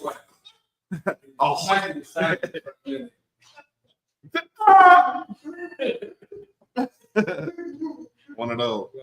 All right, so let's keep going. Verse 27. Then the chief captain came and said unto him, tell me, art thou a Roman? Said what? Art thou what? A Roman? Yeah, he looking at him like, you're a nigga. Yeah, Acts 13:1, Real Nigga University. You are a nigga. Are you a Roman? What did Paul say? Read. He said, yeah. He said what? Yeah. He said, yeah. Go ahead. Verse 28. And the chief captain answered with a great sum, obtain I this freedom? And Paul said, but I was free born. Yeah. So it was a lot of slaves that was Israelites that was in. It's just like, think about slavery times today. Go ahead. So this is kind of like what Mexico kind of going through, low key. Like I have the right fight for the military, or I have a certain say so because I'm of the military, and I'm American. Even though I'm Mexican, but I'm American citizen. Yes, same thing. It's the same thing also like this. When blacks and Hispanics was in slavery and the Native Indians was in slavery in America, you could have been born free, like, and then they looking at you like, hey boy, you sure you got your freedom? That's what we asking them. You sure you a Roman citizen? And he say, yeah. He said, yeah, I'm a Roman. He was like, how did you buy your it costs a whole lot to buy your freedom. How did you get your freedom? He said, I was free born. Which means what? It means that Paul was born free. Meaning, like, in the time of slavery, when niggas had to pick cotton and Native Indians had to pick cotton, there were also free-born slaves who were set free. How do I know? Because I come from that lineage. Let me give you a history. Harriet Tubman. Yeah, let's get to it. Come on, let's get to it. Harriet Tubman was property of the Brutus plantation. She was property of that, but she married a free man. You understand? A free man slave? No, not a free man slave. A free man nigga. Oh. Yeah, it was at the same time that you had niggas that was slaves and owned by slave masters. A plantation away, there was free slaves who had their own land. They used to be slaves, but were freed. And they had their citizenship, they had their paperwork that showed that they was free. Well, usually they would tell you, and especially in Harriet Tubman's time, hey, we'll free you after a certain amount of years. Right. But they would never honor that contract. Please. You talking about men that were slaves at one point, but then was able to get up out of there, and they bought their own land. Yes. Had their own thing going. And they had their own children, right. And their children weren't born slaves, while my ancestors were born slaves. Yes. Okay. Got it. At the same time they was being born, they was born free because their father's father got their freedom, and now their paperwork show that they're free. Everybody knows that the Tubmans were free people. Oh. Harriet, her last name was Ross, from her father, Benjamin Ross. You understand? Before she married Tubman, her last name was Ross. And she was from the Brutus plantation, and she was slave property. But by marrying by marrying a free man, she was supposed to be able to obtain her freedom by that. Right. They didn't honor that. So that's what she did. That's why she got up out of there. So I lost my train of thought. Here's another part. Oh yeah. When she came back to get her husband, Mm-hmm. he didn't even want to leave. He wanted to stay there? He wanted to stay. He wanted to stay in the South where he could walk down the street and they'd be like, "Hey boy, you got your papers, boy? You escaping, huh?" And they'll tell him he's an escaped slave, send him to a plantation far away that don't even know him, and then he'll be back in slavery. That's what was happening in the South. And that's what was happening to Paul right now. You understand? That's what you just read. Right. Because Israelites are in slavery at this time under the Romans, and they asking them, "Nigga, are you a Roman citizen?" Meaning, nigga, are you a free man? And he said, "Yes, I'm a free man." They said, "Well, then you don't look like the type of nigga that could buy freedom. That's a lot of money." He said, "Man, I was born free." That's respecting money. That's the point. If with your lineage, y'all want you said Harriet Tubman. Mm-hmm. On my father's mother's side, yeah. For the mother's side. Was that like in where in the map of the United States? That was in Virginia. In Virginia. Yeah. In Virginia, she was a slave in the Brutus plantation. You know what I'm saying? Go ahead. Brutus, whatever. So Shalaki, I don't want. What was your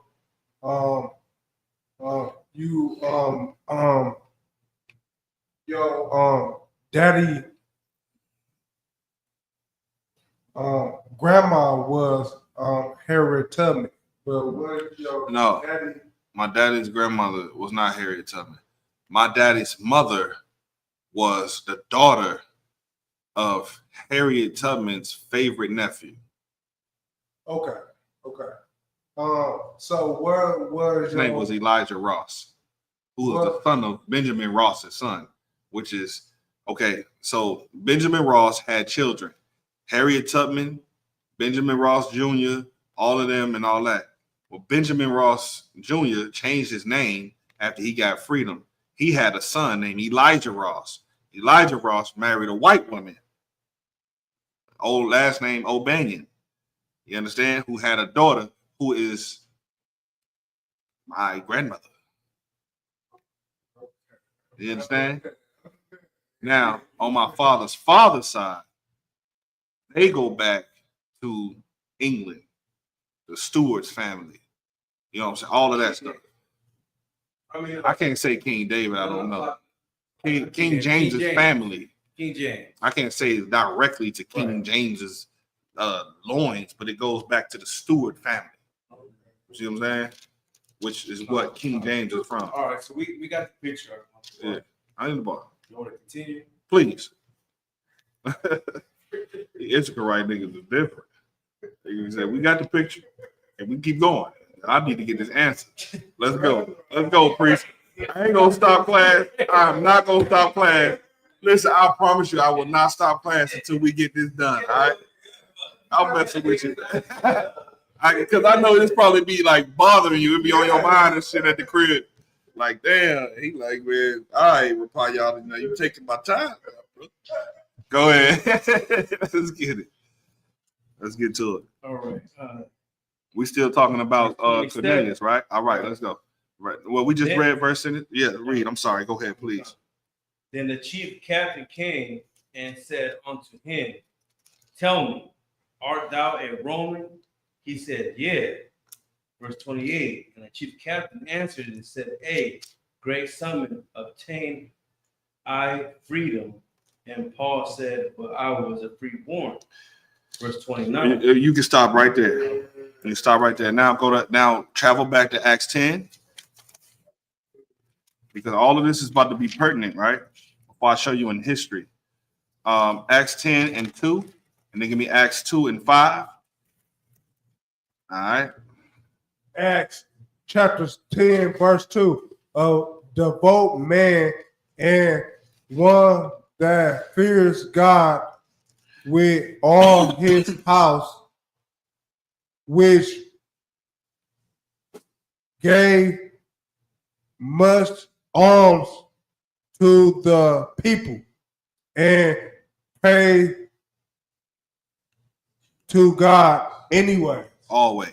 Always. The Lord ain't hearing no sinners' prayers. I just want you to understand that. And he also don't hear the prayers of people that aren't Israelites. I'm just helping you understand that. It's just not happening. And he don't hear heathen prayers. He just don't do that.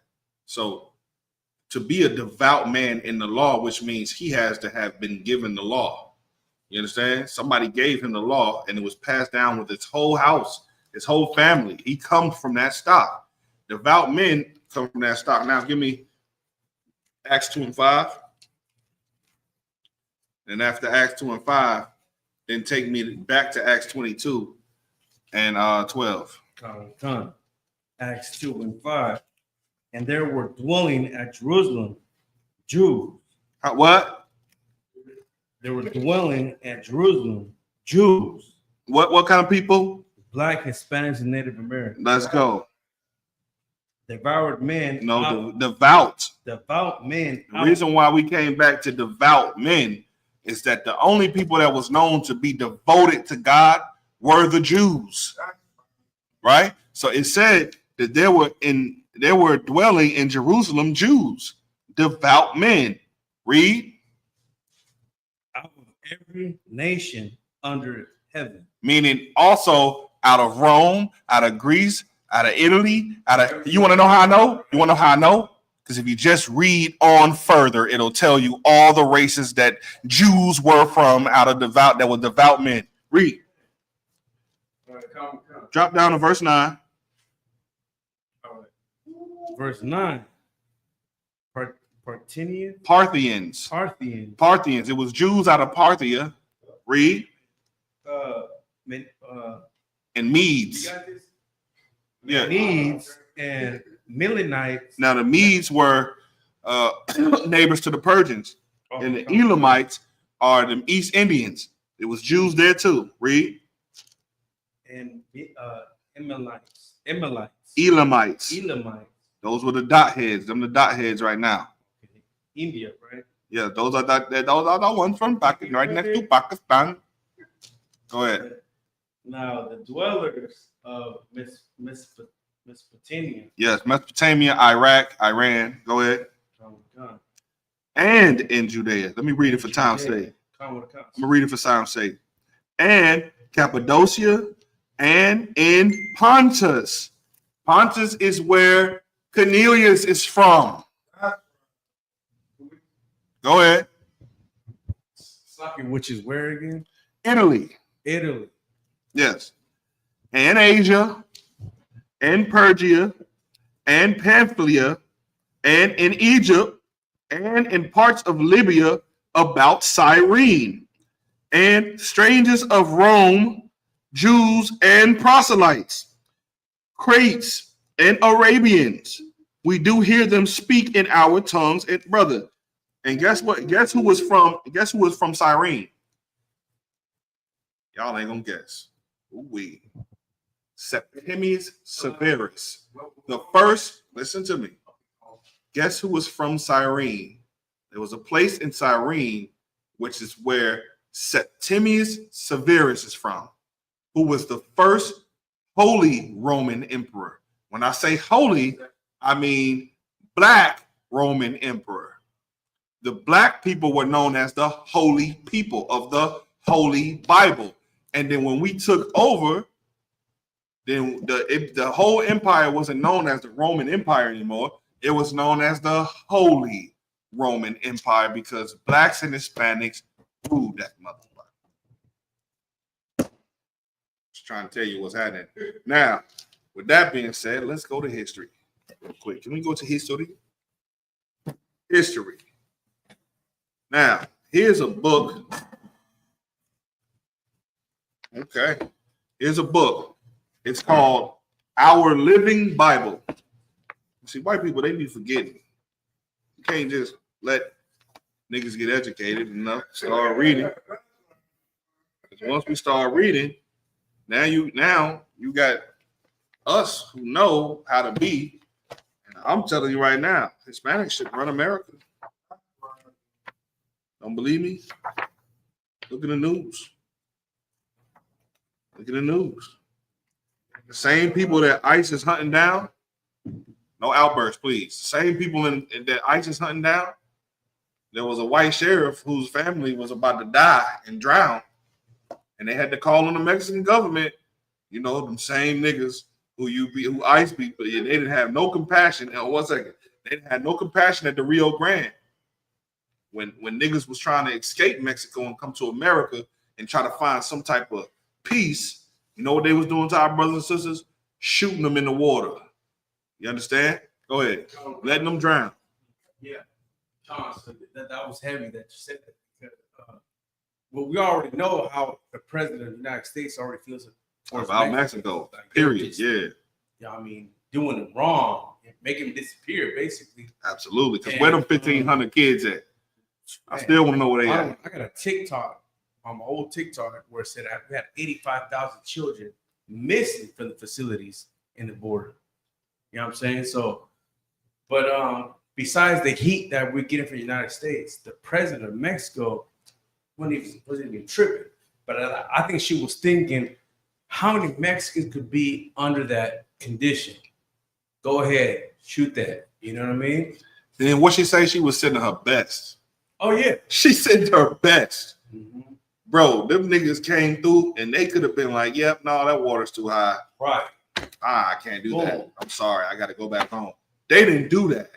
They're saving dogs and all. They wouldn't save everything. Yeah, right. And you know what's gonna happen? ICE is still going to come and raid our brothers and send them back to a place where they don't even belong. Because America is Mexico. Don't you know that the Aztecs was as far as up here in Illinois?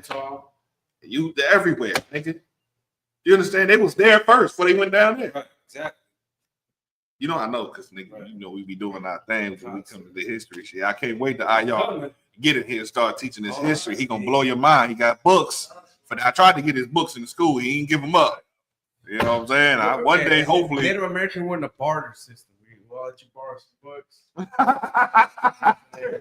Ain't no thing. A nigga like me, I'll just donate everything here so y'all all can get the knowledge. All can have it. But that's fine. We're gonna get them books. Don't sweat it. But check this out. They should be running the earth right now, obviously, because they have enough compassion on the same people who doing their people dirty enough to go into a dangerous situation that white people would have looked and said, "Oh, there was nothing we could do for them." Mm-hmm. The Mexicans got out there and handled that. Talking about white people, the best swimmers. Where? Last time I checked, it was a nigga jumped in the river and saved some white girls and got up out the water like it wasn't nothing. He was like, "Yeah, all right, I'm good." I say, "Wait, is a police officer in there too?" Went back in there. I'm talking about where you can't go swimming at. Jumped in there and did it. Bro, Black Hispanic people, bro, we the salt of the earth. And let me show you how I know, because Cornelius, who was a centurion, was the salt of the earth. That's how he became a centurion. Because he was just that bad. He was that bad of a cat. Go ahead. What's crazy was too is that Trump was going to be hard for the cartels, because we have at this time we have the biggest cartel heads in United States facilities. We got Chapo Guzman, which we all know, right? In Chicago, right? Mm-hmm. We not captured his son. Mm-hmm. He's in Chicago. Mm-hmm. But even though Chapo Guzman was big in the Sinaloa cartel, we got somebody that's way bigger than him. Is. And he's also captured in the United States of America. So right now there's a huge war. And El Chapo's son is the one who betrayed him. No, it goes both ways, because the black man manipulated the both. Yeah, right? Yeah. Come on, Esau is what? I don't want to. But let me tell you this, though. He's cunning. Let me tell you this. He's only cunning if you. There's huge war right now. I think it's been over 300 fights already in 1 week. Like, it's big. I know. I keep my ears to this. Right. It's bad out there. Bad. Super bad. People don't even want to go to the market. None of that, because they're taking regular citizens and do. I know. I keep my eye to everything. And here's what I'm telling you. If niggas was to just stop the drug shit in Mexico, I mean, at this point, nigga, you got enough money now. You got money. So much money is rotten in the ground. Or just take that money, do something different with it. Pledge your sword to the manager. Right. Go find Yashikar. He's there. Just go find him. He'll help you out. I wish I could say that in Spanish, but my day in Spanish is going to learn. Si quieres ayuda a un mexicano que está en la escuela israelita, busca a mi carnal, Yashkar Panyashkar. Ese camarada, un hermano de nosotros, está locado en Texas, pero también está en México. Si quieres ayuda, búscala a Yashkar Panyashkar en Texas, también está en Facebook, IG, ahí búscale. That's how you can find it. I'm gonna get all y'all to camp one of these days. Get this nigga to camp. I've been trying to speak in a Mexican dialect for so long. It sounds good in my head, but you don't want to say that. Anyway, let's get to the book, man. Big up to my brothers from the tribe of Issachar, man. Some of the best people that you can ever find on this planet, brother. Who the world turned their back on. Black people, we ain't following Dr. Umar. We're gonna follow what Captain Tazariak said, which is what Commander General Yohana said, which is what Christ said, which is what the Lord said. We're gonna come together. We ain't gonna turn our back on our brother. And if anything, if we talking about a barter system, we owe Issachar. That's why. Big. Nice. You understand? Here's a book called Our Living Bible, page chapter 310. At the bottom it says, literally, at the time of Acts, the population was evenly divided between the Jews and the Romans, right? Excuse me. The centurion Cornelius, who we was talking about, just read about, right? Evidently was one of the non-commissioned officers entrusted with the training and command of the troops raised among the allies of the Romans in the Hellenistic cities. Y'all don't understand what that just said. He was non-commissioned, which means he was an enlisted nigga who joined the army and rose up to the ranks to where now he can also train and raise up people that was in the ghetto, which is the Hellenistic cities. Don't believe me? Let's go find it. Donovan's Bible Dictionary. Let's find the word Helen. And then after this, we're going to close the class out.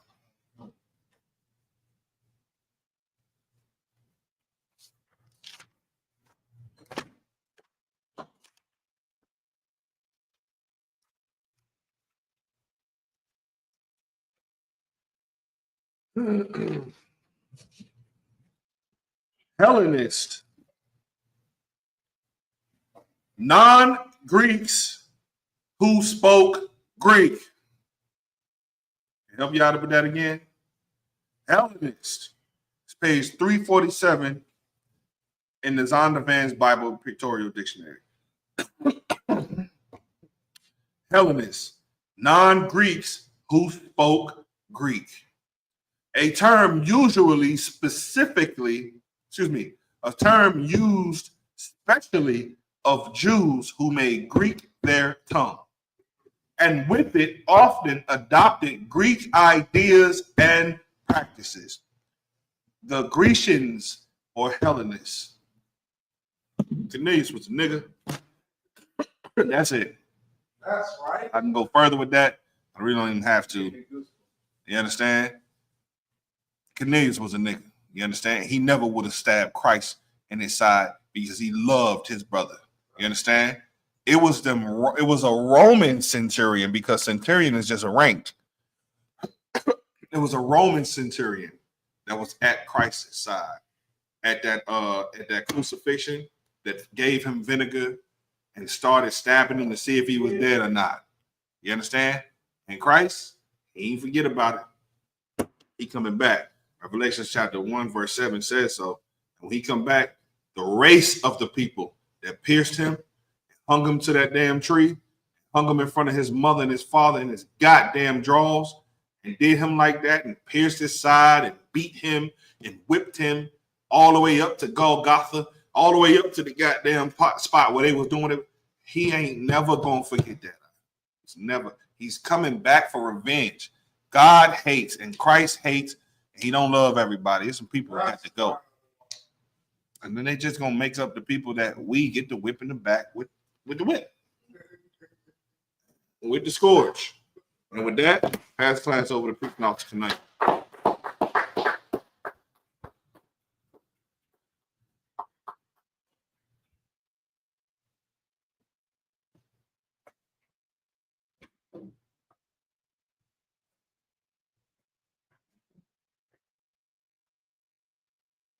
ISUPK security announcement. We are the ISUPK, starting out at 1 West 125th Street, Harlem, New York. Rule for new brother or sister. When a new brother or sister comes into the school, they are off limits for 6 months. They are to be saluted only. They are here to shed themselves of the world. If they need transportation, the teacher will arrange it. After 6 months, if a brother or sister has an interest in a particular person, he or she must get permission from the head to speak to a brother or sister. There is another 6 months in which the brother and sister will court each other. After this 6-month period, the brother and sister will get permission from the head to marry. Tithe, which is a commandment. You can find it in Numbers 18, 21, and Malachi 3, 8 through 10. Pay your little nail money. Sacrifice your nails. Sacrifice your blunts. Sacrifice the scampy clothes and all that. Sacrifice Call of Duty packs. Yeah, I'm really doing it. I'm telling on people right now. Yeah, I'm telling. I don't give a damn about snitching. Come see me. You know what I mean? Sacrifice your alcohol. You understand? Sacrifice that headpiece. Cap, hey, look, Cap ain't gonna like this. You ain't gotta go broke on Captain Cesariak's products. If you can't pay your tithe and buy it, pay your tithe first and then wait for that 50% off sale that Cap be doing. You know what I'm saying? I know Cap got his 50% off sale going on right now. Just go to Cesariak and Lily Creation. You know what I'm saying? On Etsy.com or go to Amazon, wherever the hell he got it. I think he got it somewhere everywhere. You damn nigga can go to Walgreens and get it now. Nah, I don't think you can, but I'm just speaking that. You know how Christians say I'm speaking that. All right. Hallelujah. All right, let's go. Means 10th in the Hebrew, my ISUPK. You don't need them Jordans either. I'm sorry. Go ahead. 10% of any increase the Lord gives you, give to the Treasury Department or teacher, priest fund, which is a free will offering for priests. Mm-hmm. Not mandatory. Not what? Mandatory. Listen. Know the difference between tithe and the priest fund. You better pay your tithes at ISUPK.com or contact ZQ in this area. Don't give me your tithe, brother. I'm gonna look at it like it's a priest fund, and then me and the brothers gonna be at the bar somewhere kicking it. Yeah, that's for the gas, all that. The gas to get to the bar. We're gonna stop at Olive Garden afterwards. You know what I'm saying? Somewhere. We're gonna spend some dividend. You feel me? Nah, go ahead. Whatsoever amount you would like. Upcoming holy convocation. Just say check the bulletin board. Check the bulletin board for upcoming holy convocations. Also, we have the Midwest Fire Weekend coming up. Yeah, boy. July 31st to the 5th. Uh-huh.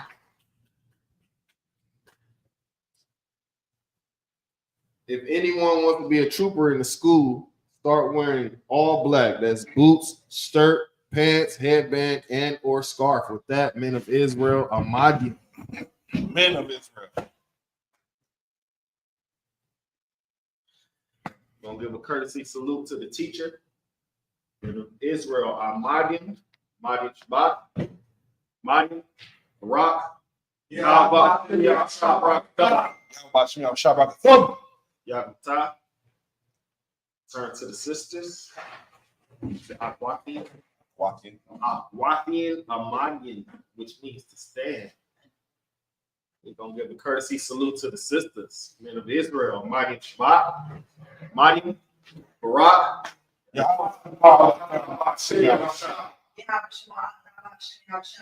Yaguta.